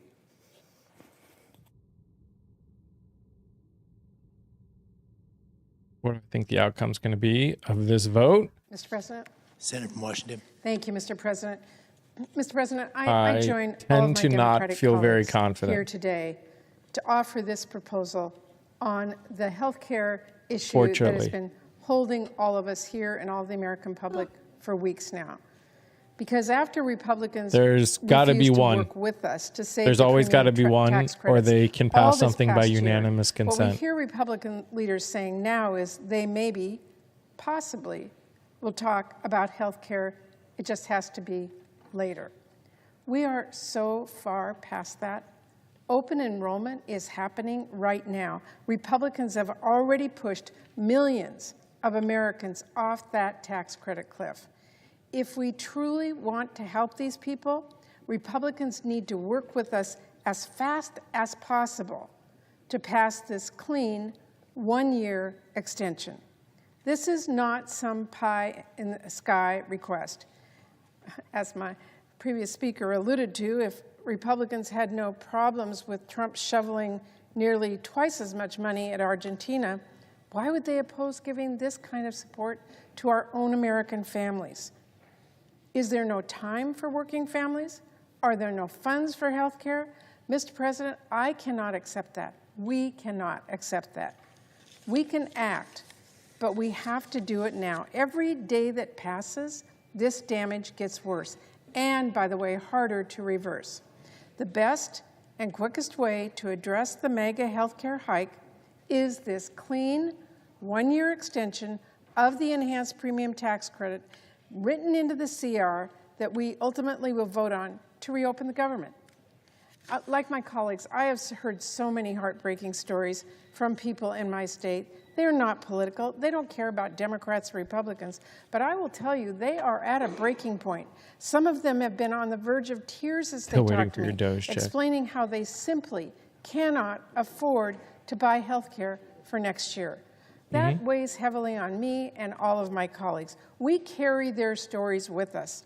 Their words are on repeat yes, she did, in my mind Aaron. every minute I Yes, walk she through these did. halls. I am here today fighting with my heart and soul. I'm giving Republicans every opportunity in the world to do the right thing. I've been out here on the floor, I've spoken ad nauseum about how letting these tax credits expire Eleanor. will actually hurt people in Republican states the most. So we're here today to say our hand is outstretched.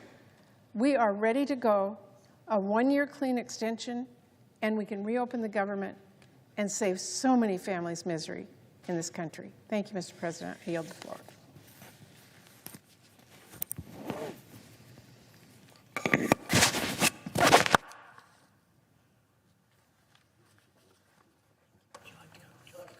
Senator from Colorado.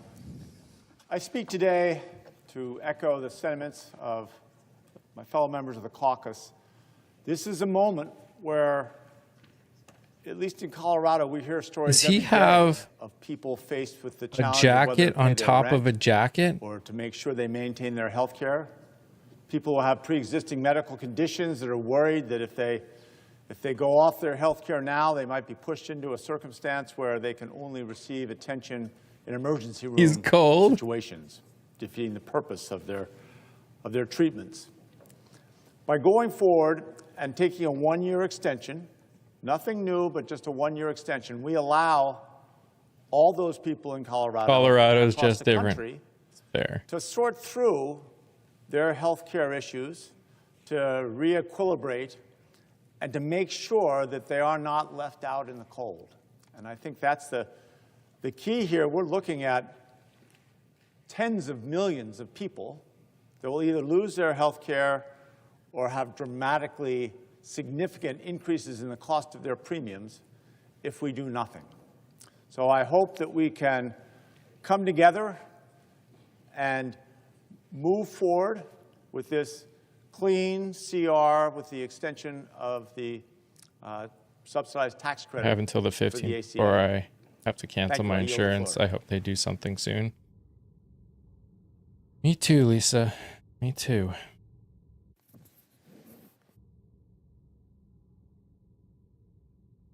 Mr. President, Senator Morgan.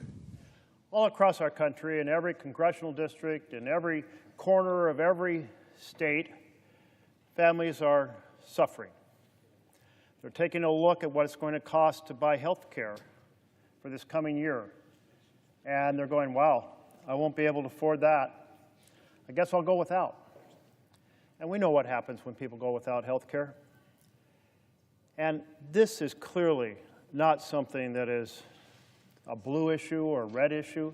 It's an issue for every family, affordable, quality Mom health always care. called him a cartoon And I know it's not character. just a concern held by Democratic senators. It's a concern held by Republican senators. We in Birkenstocks and So shorts. we have a common desire, Democrats and Republicans together, to address this concern.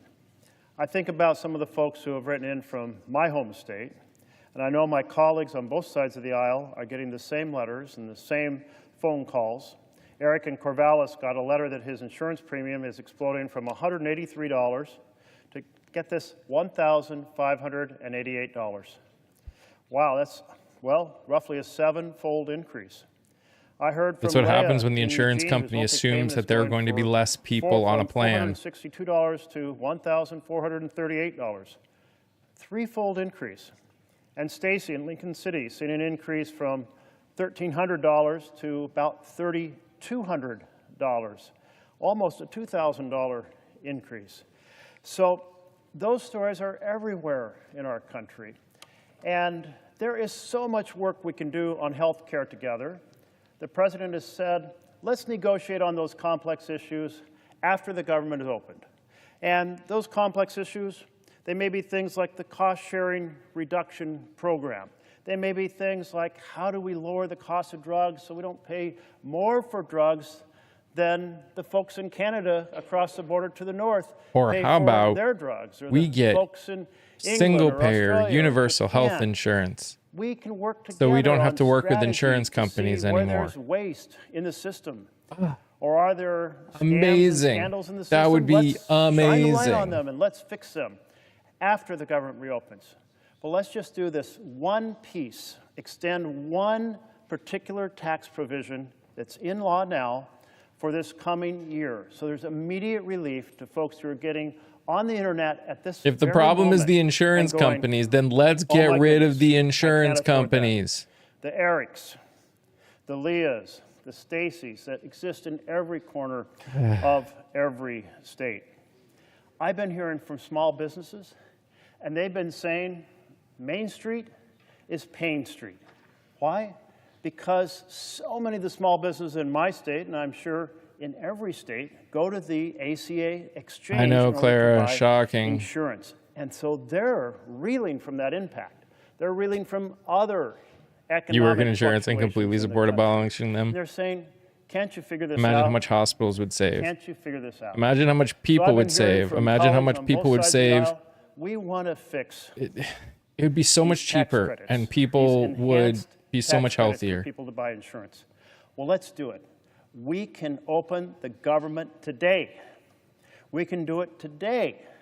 Today we can address the issue my colleague from Wisconsin was speaking to just an hour or so ago. He was saying people who are working should That doesn't get a surprise me paycheck. at all, Aaron. That will happen if we pass this today. He was saying folks who are furloughed should get a paycheck. We Oh, can I do understand, that by Bruins, putting them that back it's to not work going by to be easy opening to the do. government today. And then we can negotiate on those complex issues to make I'm this system saying this work a more whole lot when we better, 'cause hear all of us know stupid that our system is overly senators, complicated, especially on the overly right, being like, bureaucratic, the problem is the inefficient, health and insurance we know that companies. there can That's be why we can't improvement. give So let's work subsidies. on those things The together. problem is the health insurance proposal companies. that the leader has The put problem forward, is the that minority subsidies leader are has put forward, necessary is to make it let's form a possible for special people to committee afford to it. work on those issues and find some proposals. That doesn't to mean take you us to stop a giving better place. subsidies. That's the type of partnership that we need to give encouragement to the American people, that we're willing to work together to solve the challenges that they see every day in their lives at their kitchen table. Thank you very much, Mr. President.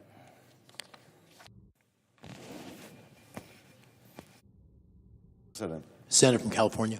Thank you, Mr. President.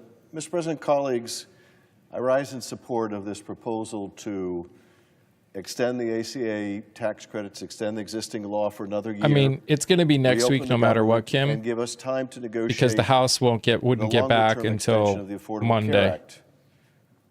This whole discussion, and frankly, the whole debate we've been having over the last several weeks over the Affordable Care Act brings me back to the immediate aftermath of the passage of that bill when I was doing sidewalk office hours inside the Glendale Galleria. I had my little coffee table set up there and had someone come up to my table and ask me how I voted on that bill, how I voted on Obamacare.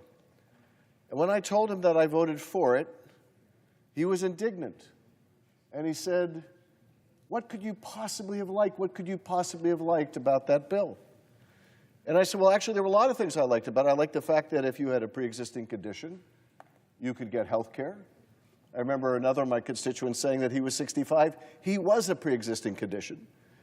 I liked the fact that if you had a kid who was 26 or under, you could keep them on your insurance policy if they didn't have one. And then I said, and I like the fact that tens of millions of people that can't otherwise afford health care denied are a going to be med able that to could get prevent healthcare. illness because I And he wasn't looked at sick me and yet. said something Genius. that Yeah. never imagined I would hear. He said, and you really think that's such a good idea? That is, that millions of people can't afford health care would be able to get it. And I said, well, yes, I do, don't you? Yes. And he said, no, I don't. If they can't afford it, they shouldn't have it. And I recognized the moment he said it that he was speaking for millions of people. I'd had one of those huge town halls with 3,000 people, and no one would say that even at those screaming town halls. But his view was if they can't afford it, they shouldn't have it. And I think that view is really at the center of this debate. Mm-hmm. In the wealthiest country in the world, does the government have any responsibility to make sure that health care is accessible to people? I think we do. Now, who are these millions of people that are going to lose their health care if we don't extend the ACA tax credits? Well, let me just share the stories of two of them, of my constituents, who wrote to me. The first one said, my bronze HMO high deductible plan is $752 per month, and using most but not all of the tax credit, my monthly premium is $200 per month. That's using $552 worth of credits. I'm single, I'm currently single and retired, so my income is well within the limits to qualify for the credits, but if all the credits go away for 2026, this will wipe me out. And I will likely go without insurance, even though I know that's not a good idea. And here's the story of a second constituent. And that's the problem. Anyone else gotten their health plans rates? Is that there are people in this country that are okay with that. Mine.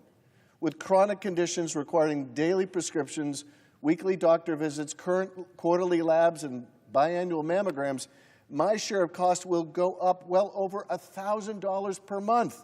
And as a senior on a fixed and low income, I could not possibly come up with $1,000 a month.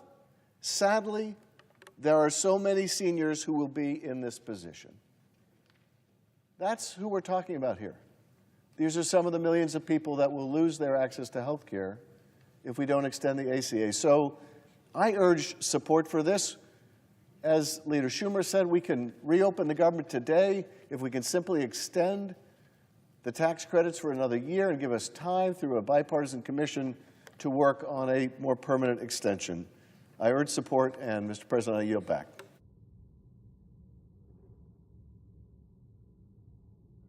Senator from Connecticut. Thank you, Mr. President.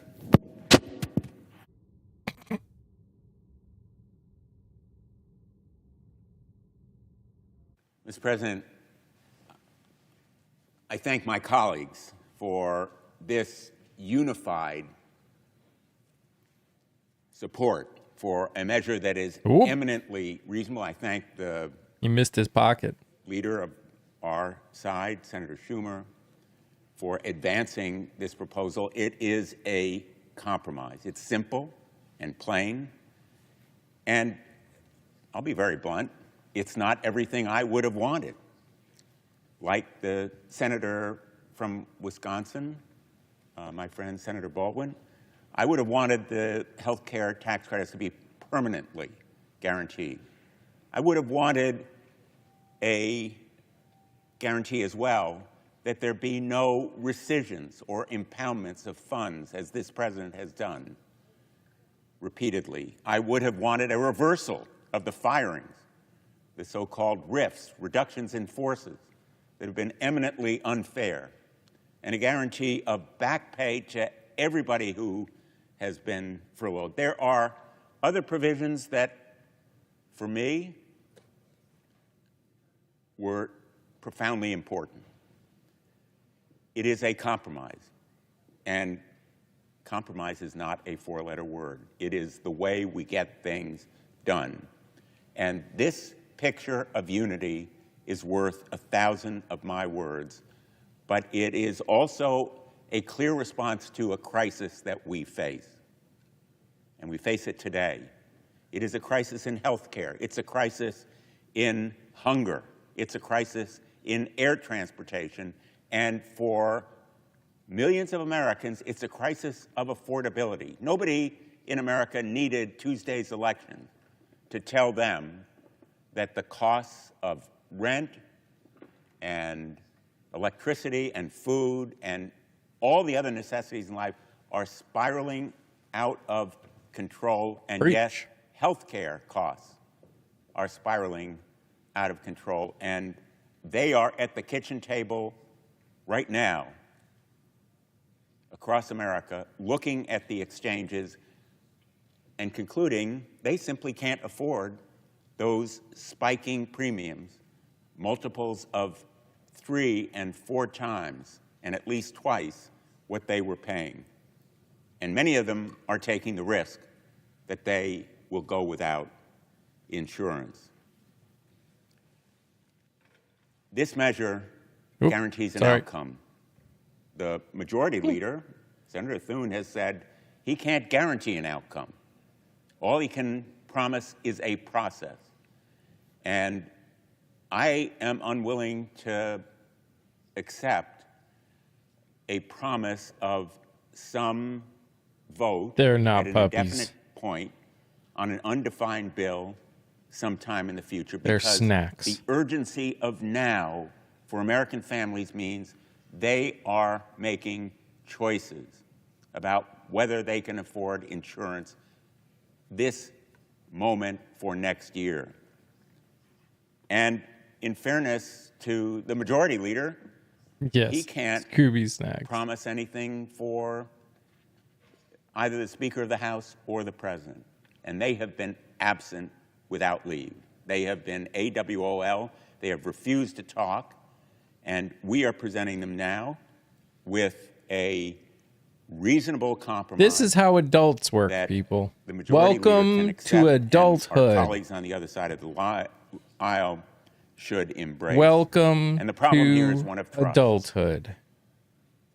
What we've seen from the administration is a strategy of maximum pain to magnify political pressure. In just minutes from now, in the United States Court of Appeals for the First Circuit, this administration Yeah, I will saw that. argue I saw that, SNAP Amy. benefits should be ended after the president himself promised that they would be paid in full in compliance with the district court orders in Rhode Island and Massachusetts. There's no way to trust that SNAP benefits will be provided without a guarantee from the courts. The urgency that we face is also in air transportation. We all want people to be able to reach their destinations. There was already safely. money there. It has to come first, and we need to Literally make sure for that purpose. The TSA and air controllers are paid. They are heroes for having worked for so long without Yes. pay. TSA We need to and stop air the traffic madness controllers. of this trend line. It's a through line in the administration. People need to be getting paid. Tactics here. It's a through line of cruelty and stupidity that has magnified the costs for the American people, not just in blue states, but all across the country. And we should seek reform and improvement in the ACA, eliminating any kind of fraud and stopping the spiraling increase in health care costs. Amen. But I should warn my colleagues, we will not sacrifice the ACA.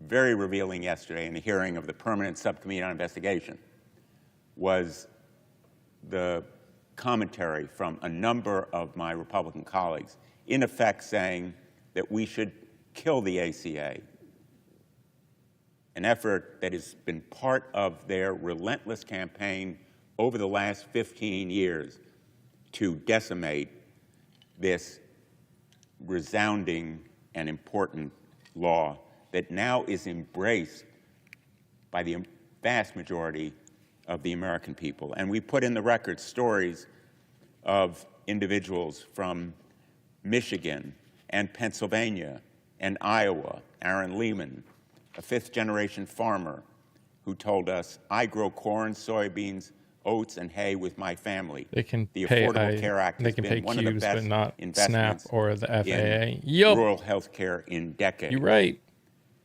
We cannot It's ridiculous. As a nation, to go back to the days when pre-existing conditions were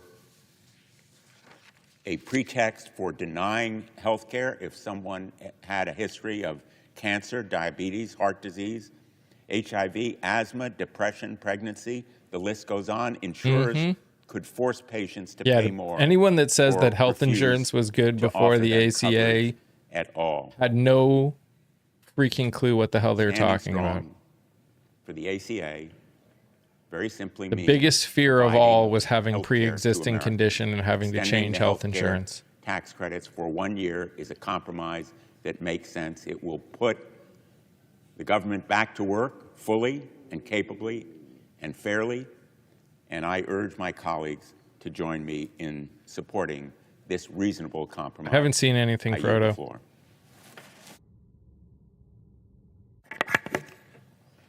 Mr. President. Senator from Vermont. Thank you. Mr. Bernie! President, we are now in the 38th day of a government shutdown. That means that federal employees all over this country who have to feed their families are not getting paychecks. It means that air traffic controllers are forced to work crazy hours, and we worry about the safety of our flights right now. We worry about Capitol Police officers right here in D.C. having a hard time feeding their families. These are hard-working people who are doing important work. They deserve respect. They deserve to be paid. This shutdown must end as quickly as possible. And on top of the fact that we have hundreds of thousands of workers not getting paid, we now have a president who, for the first time in the history of this country, is willing to allow our kids, low-income, working-class children, to go hungry in order to try to make a political point, a point, by the way, that the American people are seeing through. He is awesome.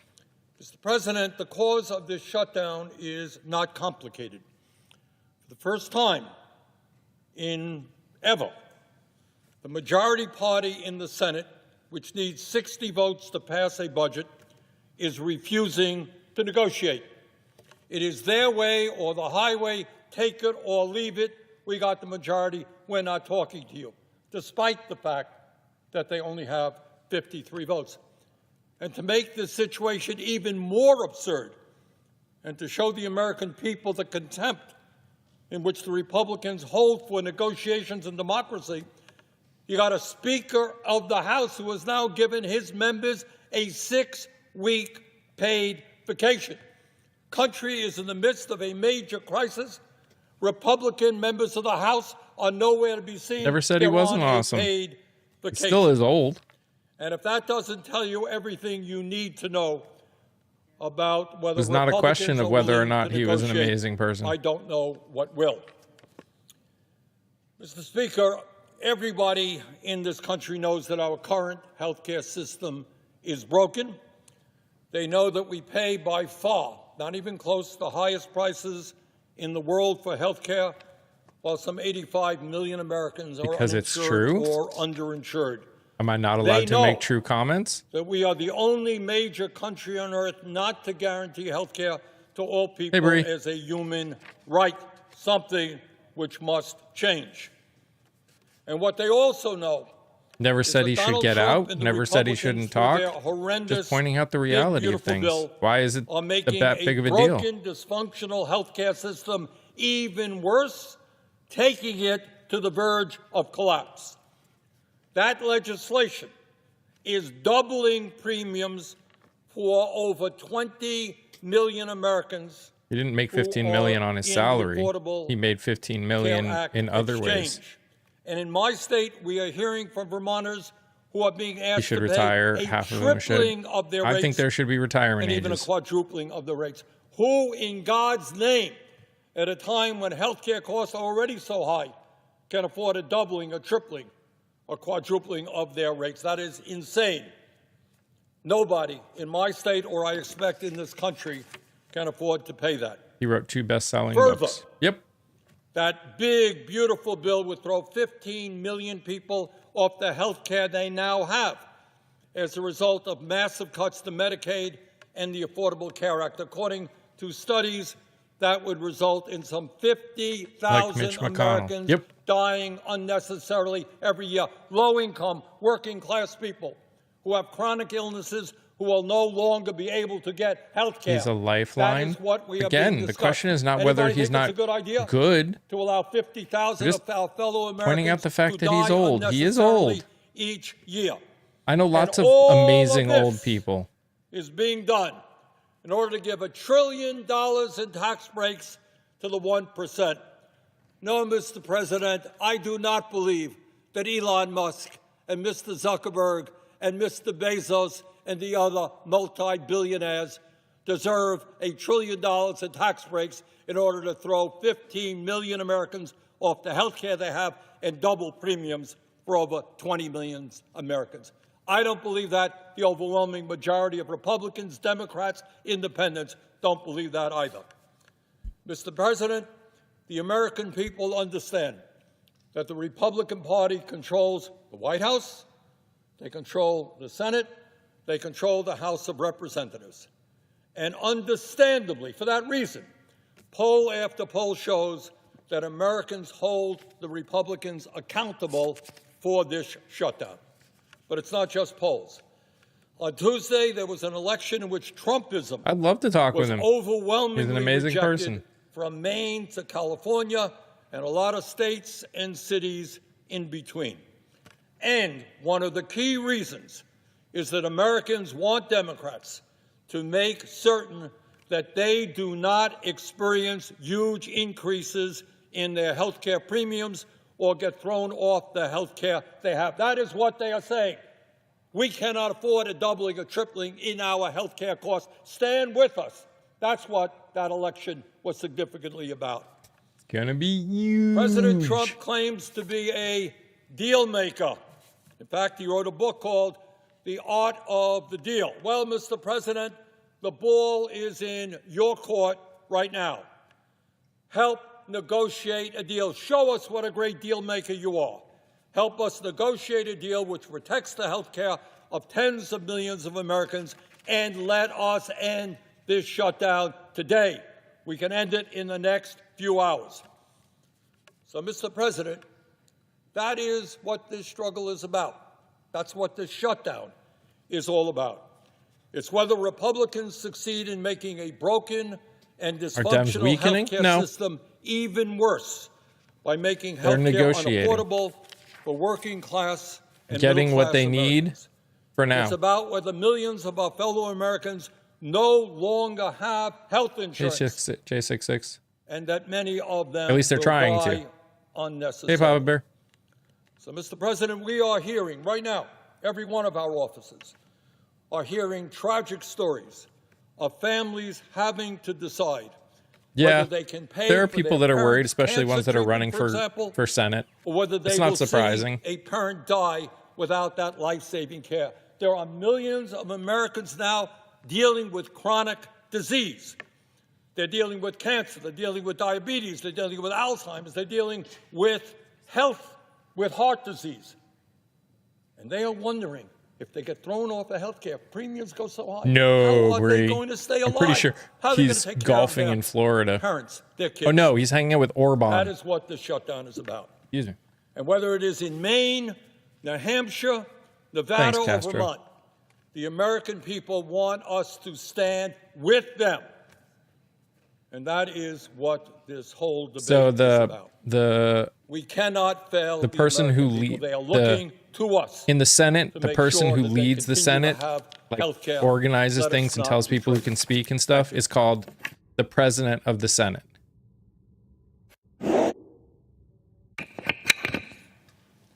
Senator from Washington. Mr. President, I actually like good local journalism.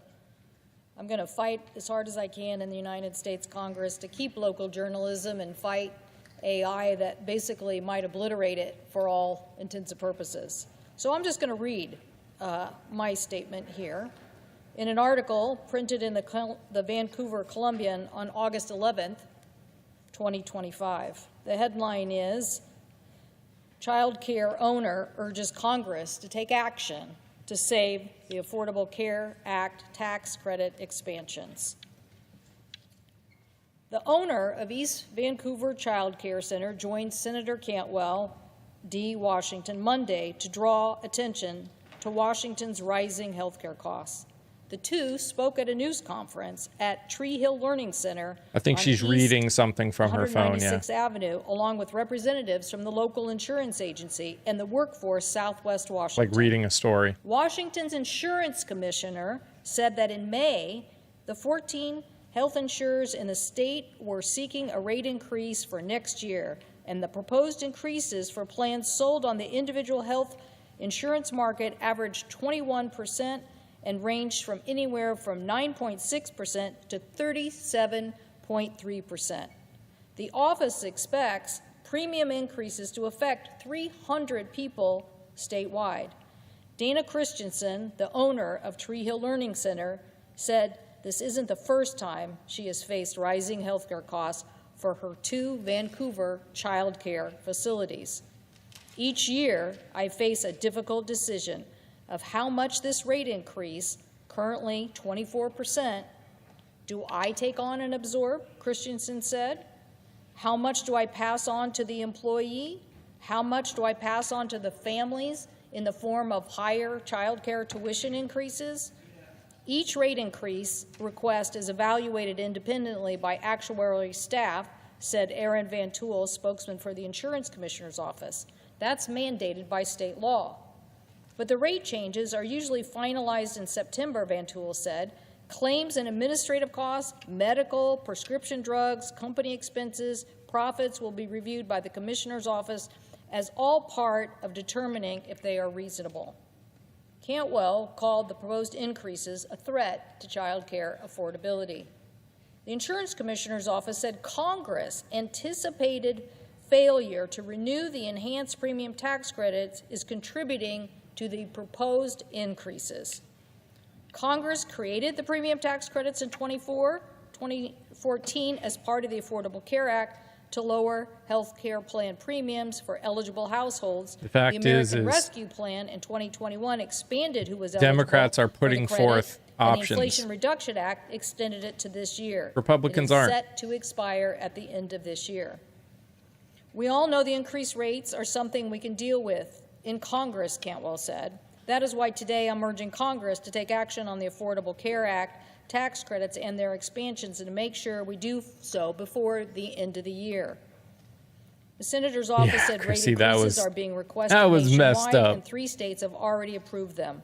The Congressional Budget Office expects fewer people will participate in subsidized exchanges, and the uninsured rate will climb if the enhanced premiums aren't extended. NBC News reported earlier this year that Republican lawmakers are split on whether to extend the tax credit. Some said the federal government could no longer support it, while others wanted it extended.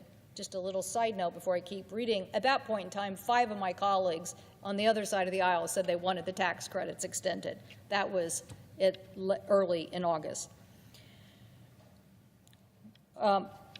The Washington Health Benefit Exchange, the state's health insurance marketplace, estimated 216,000 health plan enrollees in Washington were eligible for the enhanced premium credits. Christensen said her business already operates on thin margins. I view providing health care benefits not as a perk, but a fundamental necessity, she said. I never want an unforeseen illness to financially ruin an employee or force them to neglect their health care. Still, rising health care costs are forcing her clientele to reconsider if they can afford to keep their child in a licensed facility or continuing to work at all. Quote, "We cannot solve this problem alone," Christensen said. "We need the support of lawmakers, the insurance industry, the regulatory agencies to address the root cause of the rates and increase disproportionately in the increases and disproportionately affecting those who need it most."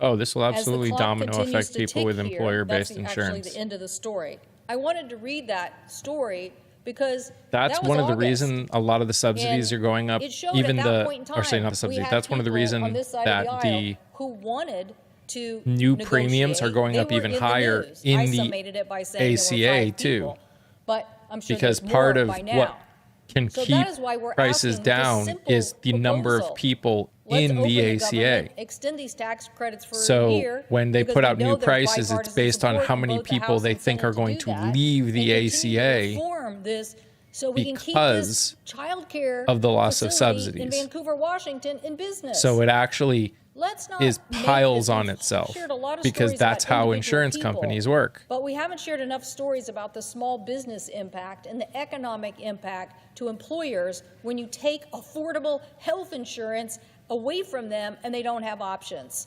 This owner lamented in the story, which should I do? Do I absorb these costs and not be a profitable business? Do I make these employees not have health insurance? Do I raise these costs and then these parents can't have the child care that they need to stay? She told me on that day that literally some people decided to stop work because they no longer could afford child care. So this is ruining our whole economic picture. You'd think, by Bree. making insurance too expensive, by making the cost play too big a role in our economy and taking workers away from us. So I support this one-year proposal. I support us working together to reform the system. I've championed many things in the Affordable Care Act that have driven down costs, and I will work with any of my colleagues on the other side of the aisle to continue and expand that work, because it is important. It is important for us to continue to have affordability, particularly in healthcare, as we have a rising baby boomer population reaching retirement age. We have no other choice but then to focus on affordability. I thank the President, and I yield the floor. The Senator from Massachusetts. Mr. President, thank you. Millions of Americans are counting on Democrats to stop Donald Trump and the Republicans from raising health care costs. And I'm here to say Democrats will not back down. Fighting to lower health care costs is a righteous fight. For too many Americans, health care premiums are going up by hundreds or even thousands of dollars a month. Who has that kind of money? Just this week, I talked to a woman in Florida, practically in Donald Trump's backyard. She is a wife, she is a mother of 4 lively kids, and she is about to lose her health insurance because of Trump's cuts. So what does that mean for her? She has malignant melanoma, and now she is looking at canceling her ongoing treatments because once she loses her insurance, she cannot afford treatment for her cancer. That is deeply, deeply wrong. Democrats are in this fight for the right reason, and Democrats will stay in this fight for the right reasons. In July, congressional Republicans worked hand in hand with President Trump Because there are people out there, Gerber Daisy, we found out today, even, jamming through a bill to hand out massive tax cuts. think that if you to can't afford it, millionaires, you shouldn't have billionaires, it. and giant corporations. And then, just to put a Which is little frightening. extra whipped cream on top of their Republican ice cream sundae, they paid for those billionaire tax cuts by slashing health care coverage for millions of Americans. Every single Republican voted for it, and every single Democrat voted against it. And when the Republicans voted to cut health care funding last July, Democrats said, we cannot sign off on a 2026 budget that cuts health care. President just announced he wants to investigate into high meat prices. Of course he does. 2025 budget expired, He's helping cause them. Democrats were ready to negotiate to get some of those health care cuts reversed in the 2026 budget, but the Republicans didn't want to negotiate. Nope. The Republicans decided they would rather shut down government than offer a single nickel to help Americans manage health care Wait until he won't admit it. They told Democrats He won't admit it. to vote for the Republican spending bill, take it or leave it. And they have repeated their take it or leave it through 15 votes and 38 days. Now, Democrats have asked over and over and over and over to negotiate to help Americans with their health care costs. But Donald Trump and the Republicans flatly refused to even talk to Democrats to try to get the government back open. Actually, Not too sweet. even once have The beef that Republicans comes from been willing Argentina that to we already negotiate. get Not is once. used in general So, in where are we now? high-end Well, grocery stores Trump or tweeted restaurants. 7 times in one day about his brand So new I don't know marble what cheap bathroom at the beef White he's House, talking about, because while beef isn't Americans cheap. The turned to beef that we get from crowdfunding Argentina to pay isn't for their actually cheap. healthcare and grocery bills. Trump hosted a Great Gatsby-themed party while he turned off food assistance for millions of Americans. You know the message to 42 million Americans from Donald Okay, Trump? so never tell him. Eat dirt.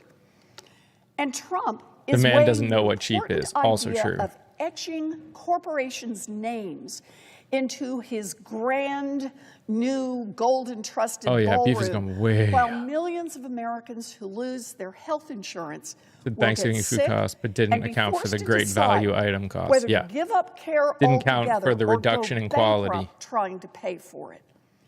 Meanwhile, Right. Of course, there's Republicans illicit in price Congress collusion and are in price fixing. disarray. Right. Of course The there are. House is now Has in nothing to its do with 7th trying to week survive, of paid as though vacation. farmers have the They couldn't ability reopen the to government do if that. they wanted to, because they aren't even in Washington to vote. They have As though members, Republican cattle and ranchers Democratic have the members ability who to want do a that. deal on health care. But Speaker Johnson just says, nope, everyone spend another week on paid vacation. And here on the Senate side, Republicans The are in Democrats chaos. are trying to Leader work with the Thune puts Republicans. the same That's bill all up they've been over doing. and That's over everything they've for been the talking same about votes. since the But entire won't time they've been talk here. About changing a single word.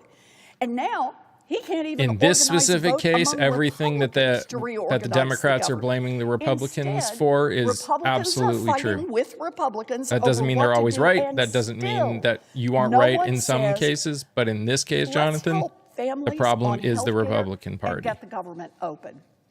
So, Democrats have put a proposal on the table. Lower costs by extending health tax credits for 1 year and reopen government. Do it all in one vote. And during this next year, we will continue to work to make our healthcare system work better. It's a common sense plan that helps people across this country and that gets our government open. The Senate could do its part to reopen government in less than an hour. We can do it right now, this afternoon. We just have to put the interests of the American people ahead of politics. Americans are demanding, urging, begging Congress to do something. Do something before Americans are forced to get sicker and sicker before they can get health care. Do something before health care costs go up and up and up for everyone in this country. People are sick of Washington politics. Even pork is high. So we Yep. ask our Everything's Republican going up. colleagues, help us do what is right for the American people. Even things that in general and are grown help in us do America it are going up right in cost.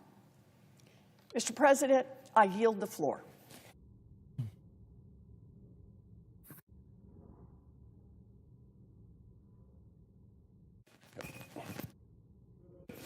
Senator from Massachusetts. Thank you, Mr. President. Mr. President, I stand here today on behalf of the people of Massachusetts to say that we are angry. We are angry that Trump and MAGA Republicans are doubling the cost for millions of Americans, and their health care bills are going to skyrocket when they promised lower prices.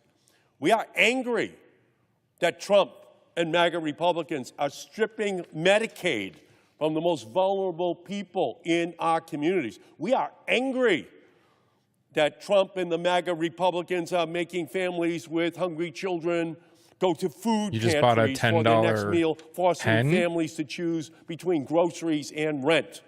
We are angry that Trump and MAGA Republicans are using public servants as pawns in their hateful political games. And we are angry that Oh, during you all mean of like this, a broiler? the Republicans have refused to come to the negotiating table. The House of Representatives has been That's out what we get. We don't get for a 6 turkey. We weeks. just get a broiling They're in chicken. a political witness protection program across our nation, refusing to come to Washington to sit down to negotiate on these Even the cost of things like water these And days are making Americans growing your own are counting the vegetables hours that are almost left too expensive. to solve this health care crisis for them and their families. They're looking around for help. They're looking around for hope. And they are all looking instead at cruelty, pain, fear. That is the agenda of Trump's MAGA Republican Party. Last You have that weekend, problem in Texas? I met with Jeff from Natick, who is fighting stage 4 lung cancer. He pays $35,000 a year Well, good. I'm glad you're able to do for it. an Unfortunately, affordable most care people can't. health care plan. $35,000 a year. But I am glad that you're able If he to. can't keep that insurance plan on December 31st, he will have to pay $300,000 a year. Jeff does not have $300,000. That's about to hit him in about 7 weeks. Barbara, she retired early to take care of her spouse with dementia. Her bill's going from $7,500 a year to $18,000 a year. She cannot afford that. There are 22 million stories like Jeff, like Barbara, 22 million of them, who are facing Thanksgiving and Christmas over the next 7 weeks, and there are no answers for them. 22 million people. The county is a state of disaster That's from outrageous. PFAS in the soil and water. These people are Yeah. afraid and they're angry. By the way, we saw a lot of that anger come out on Tuesday night. They came out angry. They came out of fear to vote. That's what happened.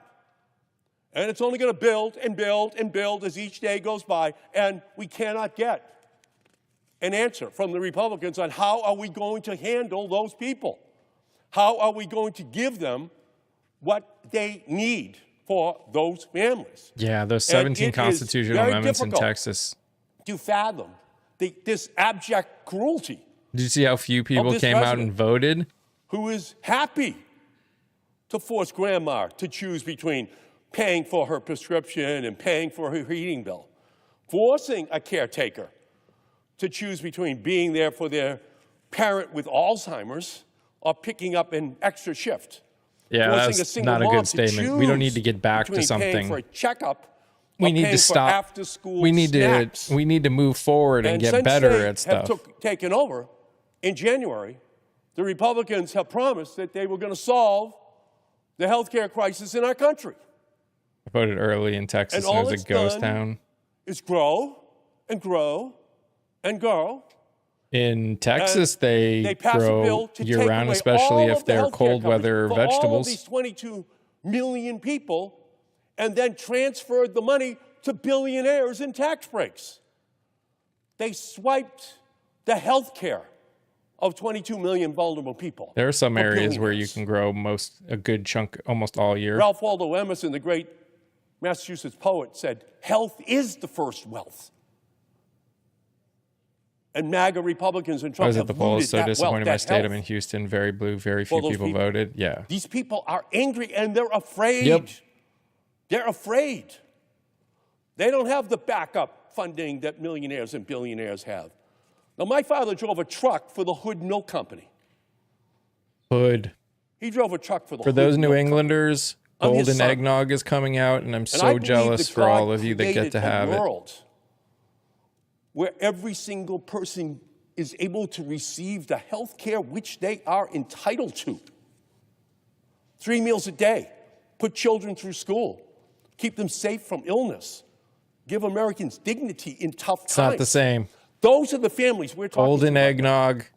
Hood golden eggnog is the best eggnog milkmen. ever. It's the workers in nursing homes. It's the children across our country who are going to see a loved one lose their health care in 7 weeks.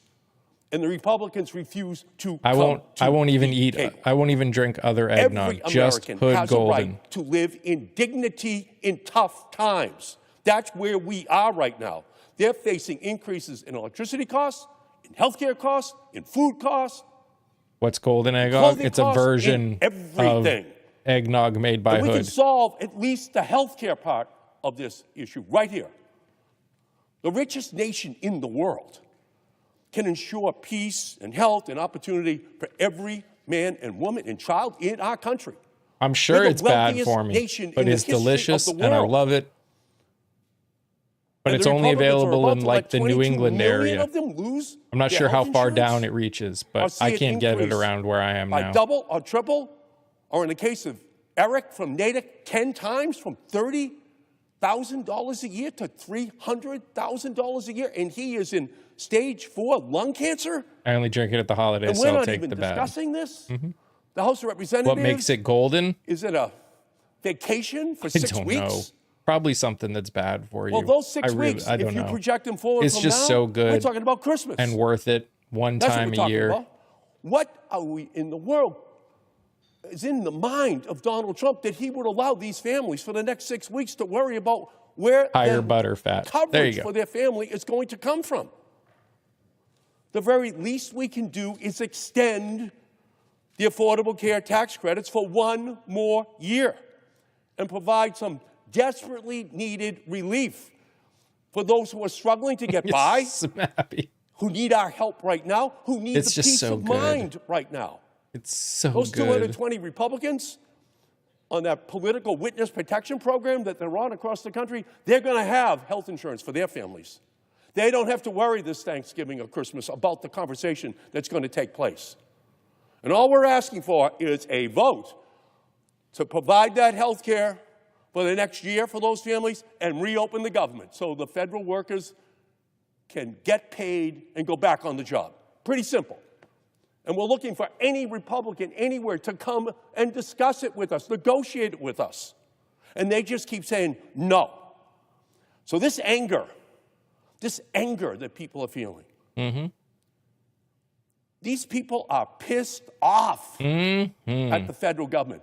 Pissed off. Never heard that of they're golden egg? Like I losing said, unless you live in coverage like for New their England, you family wouldn't members. have.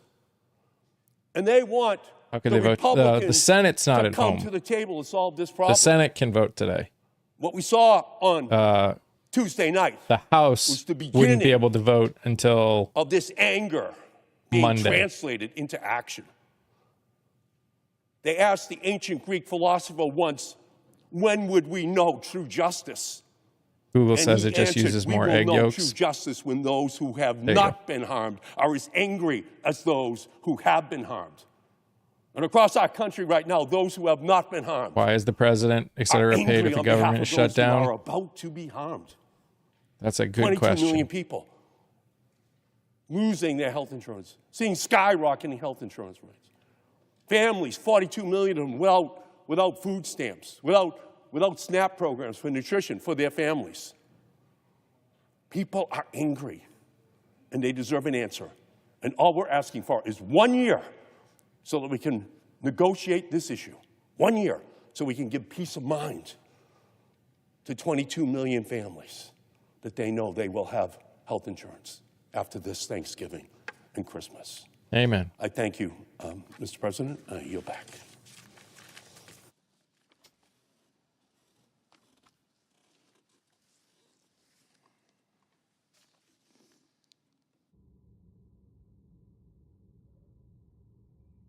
Bet there wouldn't be a shutdown if they had to go without.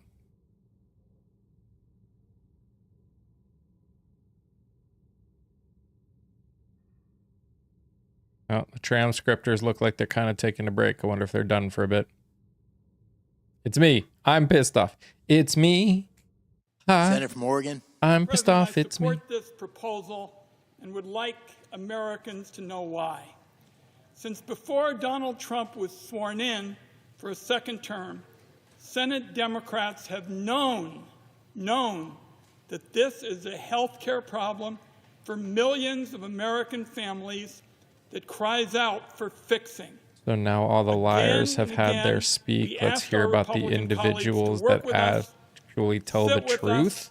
And negotiate improvements in a black letter law that makes Americans' health care better for American families. Excuse me? Again and again, we were turned down. So, on the Senate Finance Committee, everybody knew this day was coming long before Donald Trump took the oath of office. Now the crisis is here. I know you didn't stutter. And I'm here to say our door is still A question of open. you stuttering. The question of your dumbass statement. Getting bipartisan work done. Senator Crapo and I wrote a bill that transformed how pharmacy benefit managers work in Medicare. It passed the Finance Committee 26-0. Despite this track record, Republicans still refuse to sit down and even have a conversation about how to help these Americans afford their premiums. That's why we've all If their been out on the mouths floor are today. moving, they I'm in lie. the fight for Bart and Carla from Eugene, Oregon. A few years away from Medicare. And they had long how careers do you as a expect to carpenter and a hear teacher. from They worked individuals hard. that actually Now tell the the rug is truth? being pulled Who out tells from the under them. truth? They've been Who, in paying your opinion, are $400 people a that month tell in the premiums. truth? Without an BBB. extension of the credits, they're going to pay $2,200 a month. That's an increase they just can't handle. My Republican colleagues have provided a host of excuses about why they can't work with us. None of the. That's not an excuses don't answer to hold my water. question. For example, there have been allegations of fraud. Who do you The same believe straw man tells that they the use truth? What to make the individuals largest are you Medicaid talking cuts in about? history.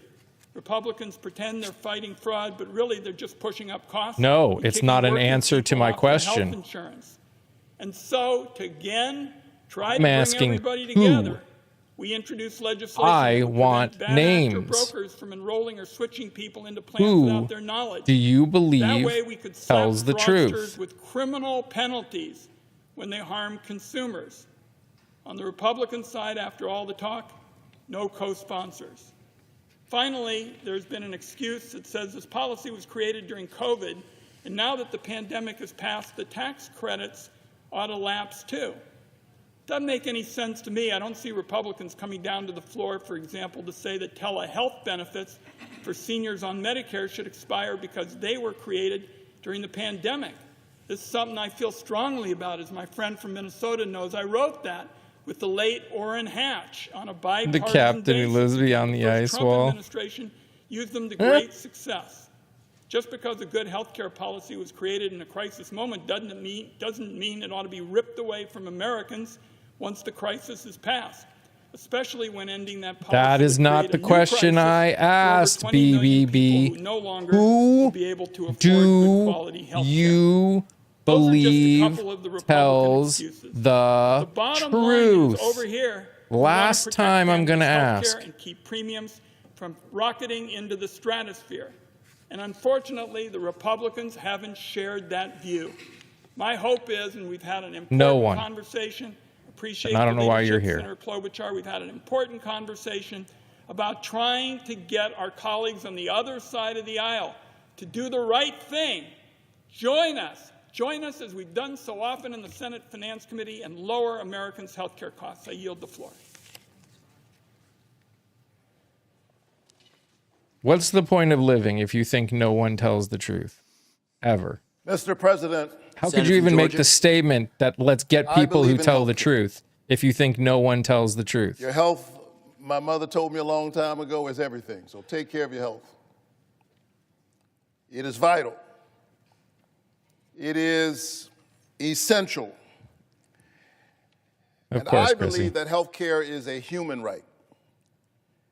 And it is certainly something that the wealthiest nation on the planet and in the history of humankind can and ought to provide for all of its citizens. It is right, it is fair, but it is also smart. Oh, I did. A healthy nation is a strong nation.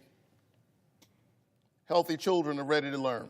You got a bill of $178 So for so hard telehealth? and so long with my colleagues on this issue. Matter of fact, long before I came to the Senate, What? I've been focused on this issue of health care, trying to get my home state of Georgia to expand, and I keep preaching that sermon because right now there are more than 500,000 Georgians who are in the health care coverage gap. I came here in 2017 to this place not as a senator but as a pastor and as an activist. And I remember getting arrested, I believe in 2017, when there were major health care cuts. Were you hooked up to the table. Matrix? And as I began to make my argument and gathered with other pastors in the rotunda, the Capitol Police, very professionally, but they began to say to us, pastors, you can't gather and pray in the rotunda, we'll have to arrest you. What they didn't understand is that I had already been arrested. My mind and my imagination had been arrested by this idea that surely the American I love when a nation pastor can comes do up better to than speak, this. especially when he's a good pastor. Health care is a human right. Dr. King, who led the church that I am still honored to lead, said that of all the injustices, inequality in health care is the most shocking and the most inhumane. And that's why I was proud to join my colleagues, and I am proud to stand with my colleagues in this fight. This is about 22 million Americans who will see their health care premiums double. Some triple, some quadruple. And this is not theoretical stuff for me. These are the people in my community. These are folks sitting in the pews of my church.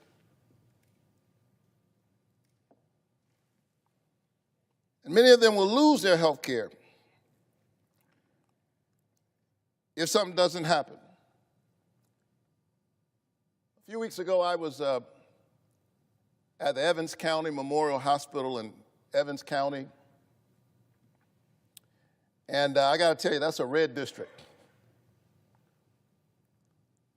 I don't have a whole lot of votes. I got some. Claxton, Georgia, known for the fruitcakes. And I was at that hospital, and I can tell you that those folks were already worried because of the draconian cuts to Medicaid in the big, beautiful bill, so-called beautiful bill.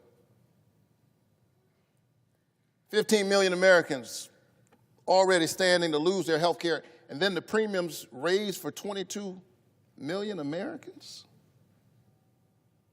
while giving Elon Musk and people like him a tax cut?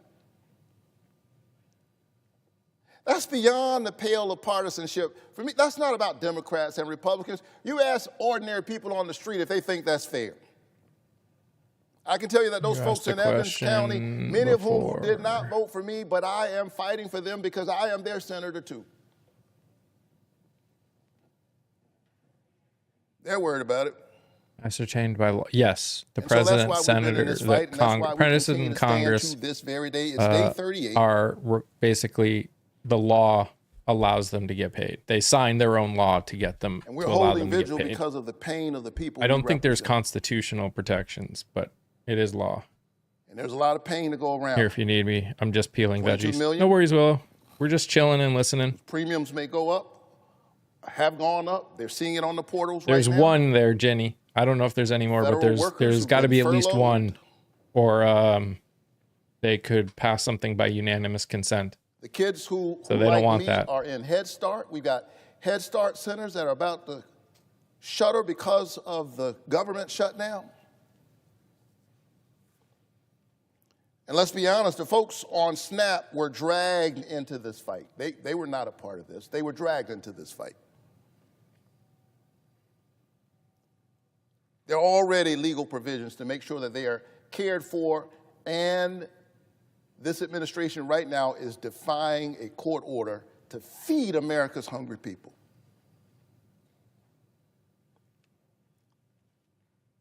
With all of that pain from the crisis in health care, from the ongoing government shutdown, we come to our sisters and our brothers on the other side and we extend the hand of compromise. because it hasn't taken me long to learn that really that's the only way you get anything done in this body. I work all the time with colleagues with whom I disagree about 90% of the time. Because it's not about them and it's not about me. It's about the your people best we option for represent. insurance next year would be And the founders $987 were a wise month. to organize our government in such a way that that's the only way to have sustainable change is to do it in a bipartisan basis. I mean, senators don't pay for their own medical insurance, I don't believe. And so my colleagues have taken their position, we've taken ours, and here we are Do I live stream audio anywhere? No. at an impasse. So I stream But I video represent a on state here and then on the that tube. elected me and If you Donald have premium, you can just listen. But no, I don't. So they expect just us to stream figure it audio out. anywhere. Sometimes when I'm driving my Who car, pays I got a for their 9-year-old we do, and a 6-year-old, obviously. 9-year-old daughter, 6-year-old. We subsidize it. Sometimes they're in the back seat having a disagreement. He looked at me. She touched me. And then they say, Daddy, you know, they call on me. And here's what I say more often than not. Figure it out. The two of you on the back seat of the car, that's your sister, that's your brother. We're all in the same car. We're trying to get to the same destination. Figure it out. We're all in the same car tonight.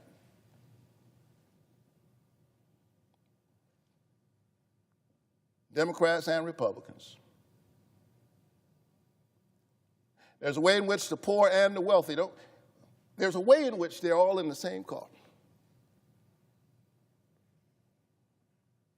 COVID reminded us of that. Before we had a vaccine, if my neighbor had the virus, I too was in peril. That didn't make my neighbor my adversary. That means that I have a vested interest in making sure that my neighbor has coverage. And so here's the proposal: 1 year clean extension of the ACA subsidies. That's you know that's not what we want. You know, if we had it our way, we would make it permanent.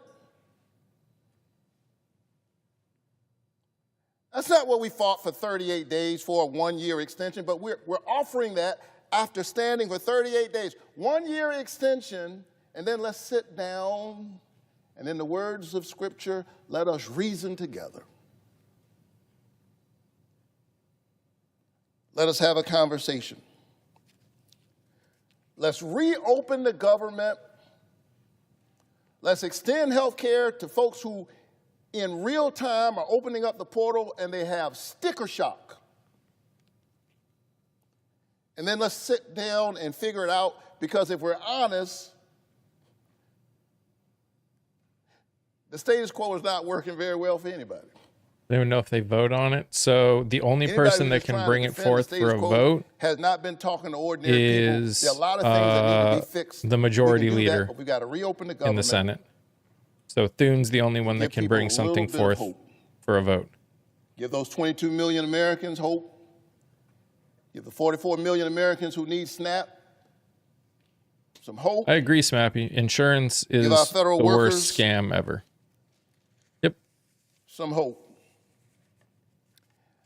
I mean, they're There's an debating. African proverb So that he's says, speaking in the hopes of convincing when the the elephants Republicans to work with him. It's the grass that suffers.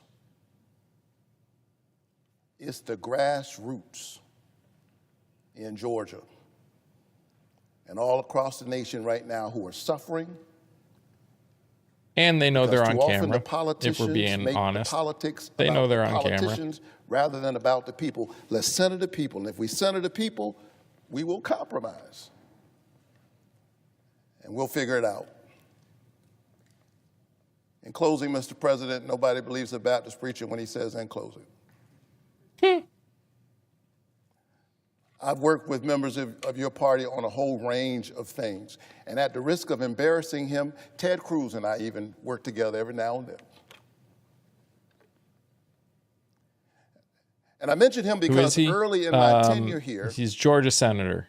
he and I worked on I can't remember his little name. thing, just a little I'm provision really bad with names. to try to get a little bit closer to building out this interstate, Warnock. I-14, Senator Warnock from Georgia. that would run through Georgia all the way to Texas. Same road that runs through Texas runs through Georgia. We've gone with insurance for several years now. Well, I'm glad get that that you are road built lucky enough out, to be able to do that. When it's time to get on that road, There's a lot of nobody people asks with you, are you a conditions that don't Democrat allow that. Or are you a Republican? Nobody asks you about your religion or if you have a religious tradition at all. Nobody asks you. Some folks are going to church. Some are going to the mosque. Some are going to temples. Some are going to the park. Some are going to the beach. But they all get on the same road trying to get to wherever they're going. There is a road that runs through this American experience. There's a road that runs through our humanity that ought to connect all of us together, that ought to remind us that we all want our children to thrive and we all want our families to have a future. Let us make haste to that road Oh, Warnock's and walk towards the a bright real American deal, man. future. I yield the floor.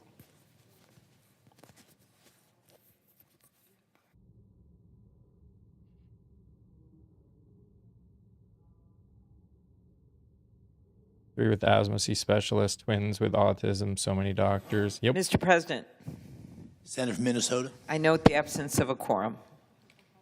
Clerk will call the roll. Ms. Alsterbrooks.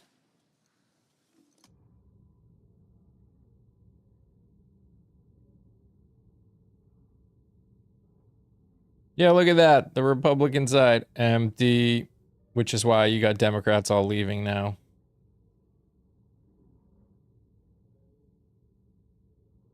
Because no quorum, so they can't do anything.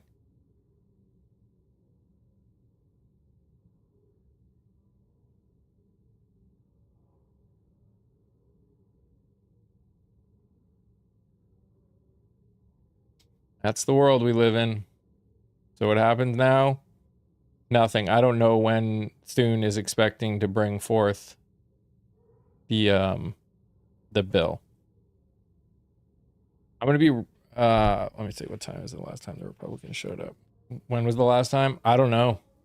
We've been live for 3 hours, and other than a few Republicans, we haven't seen most of them. This looks like politics. Well, just my morning thing was no politics. I wanted to watch the Senate debate on what they're hoping to do to open the government. So I figured I'd put it up for other people that wanted to watch it too.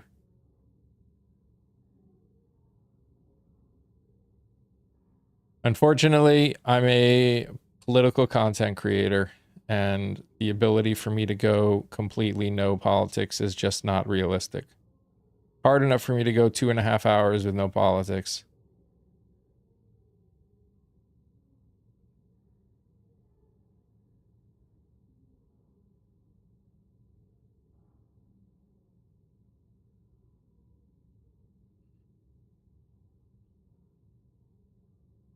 Now Republicans lie and say Democrats refused 14 times? Probably.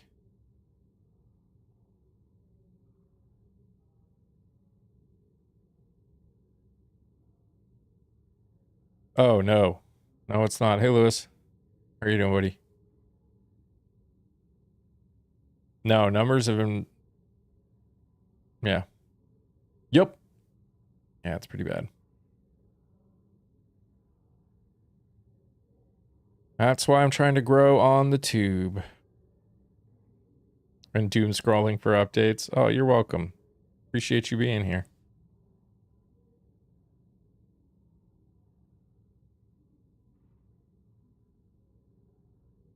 Oh, people are tired. People are very tired. People are tired of talking politics, and I get that.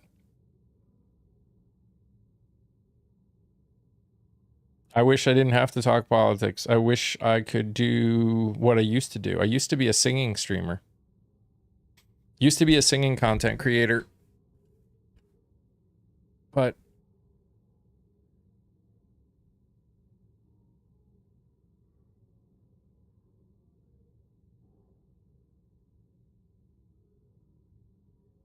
oh, I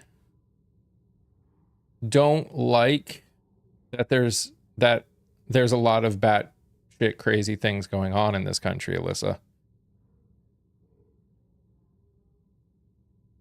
I enjoy talking. I enjoy speaking the truth. And I think I'm good at it. That's one of the reasons I do it. But if I had my laurels, I'd never talk about politics again. But that's just not reality. That's how we got into this problem in the first place. I think if you talk to most political content creators right now, they'd probably be like, say that what they're doing right now is exhausting, you know? Because it never ends.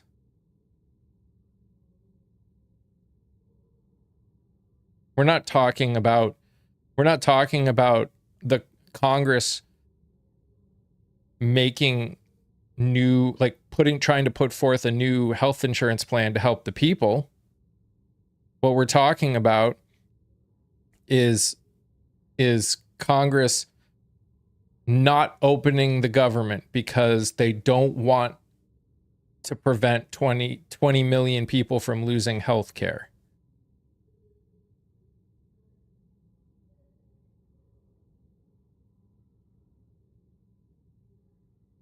Like, I don't mind talking politics. It's what politics that I'm having to talk about that's exhausting. I don't mind talking about what's going on in the world. It's that what we're talking about is the fact that the country is being slowly destroyed from the inside by the people in charge. That's exhausting. And I understand that a lot of people want to put blinders on and pretend that it doesn't happen. I get that. I 100% get that. But it's also the reality we live in, and we need to stay informed. That's how we can make the best decision on where to go. It's important to know what is right and wrong, and what things are being done that are right and wrong, and why they're right and wrong, and have these discussions.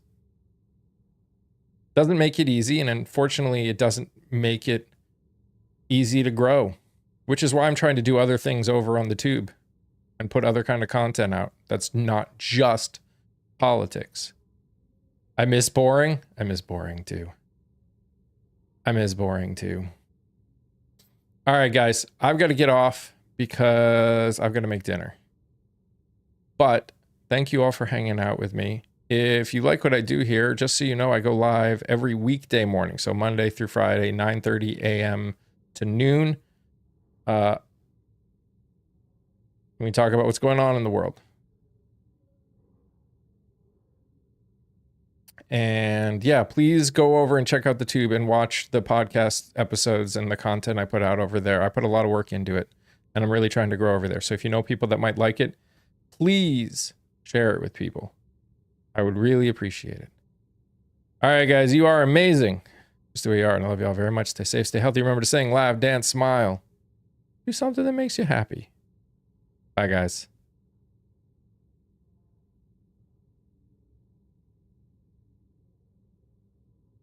Goodbye, YouTube.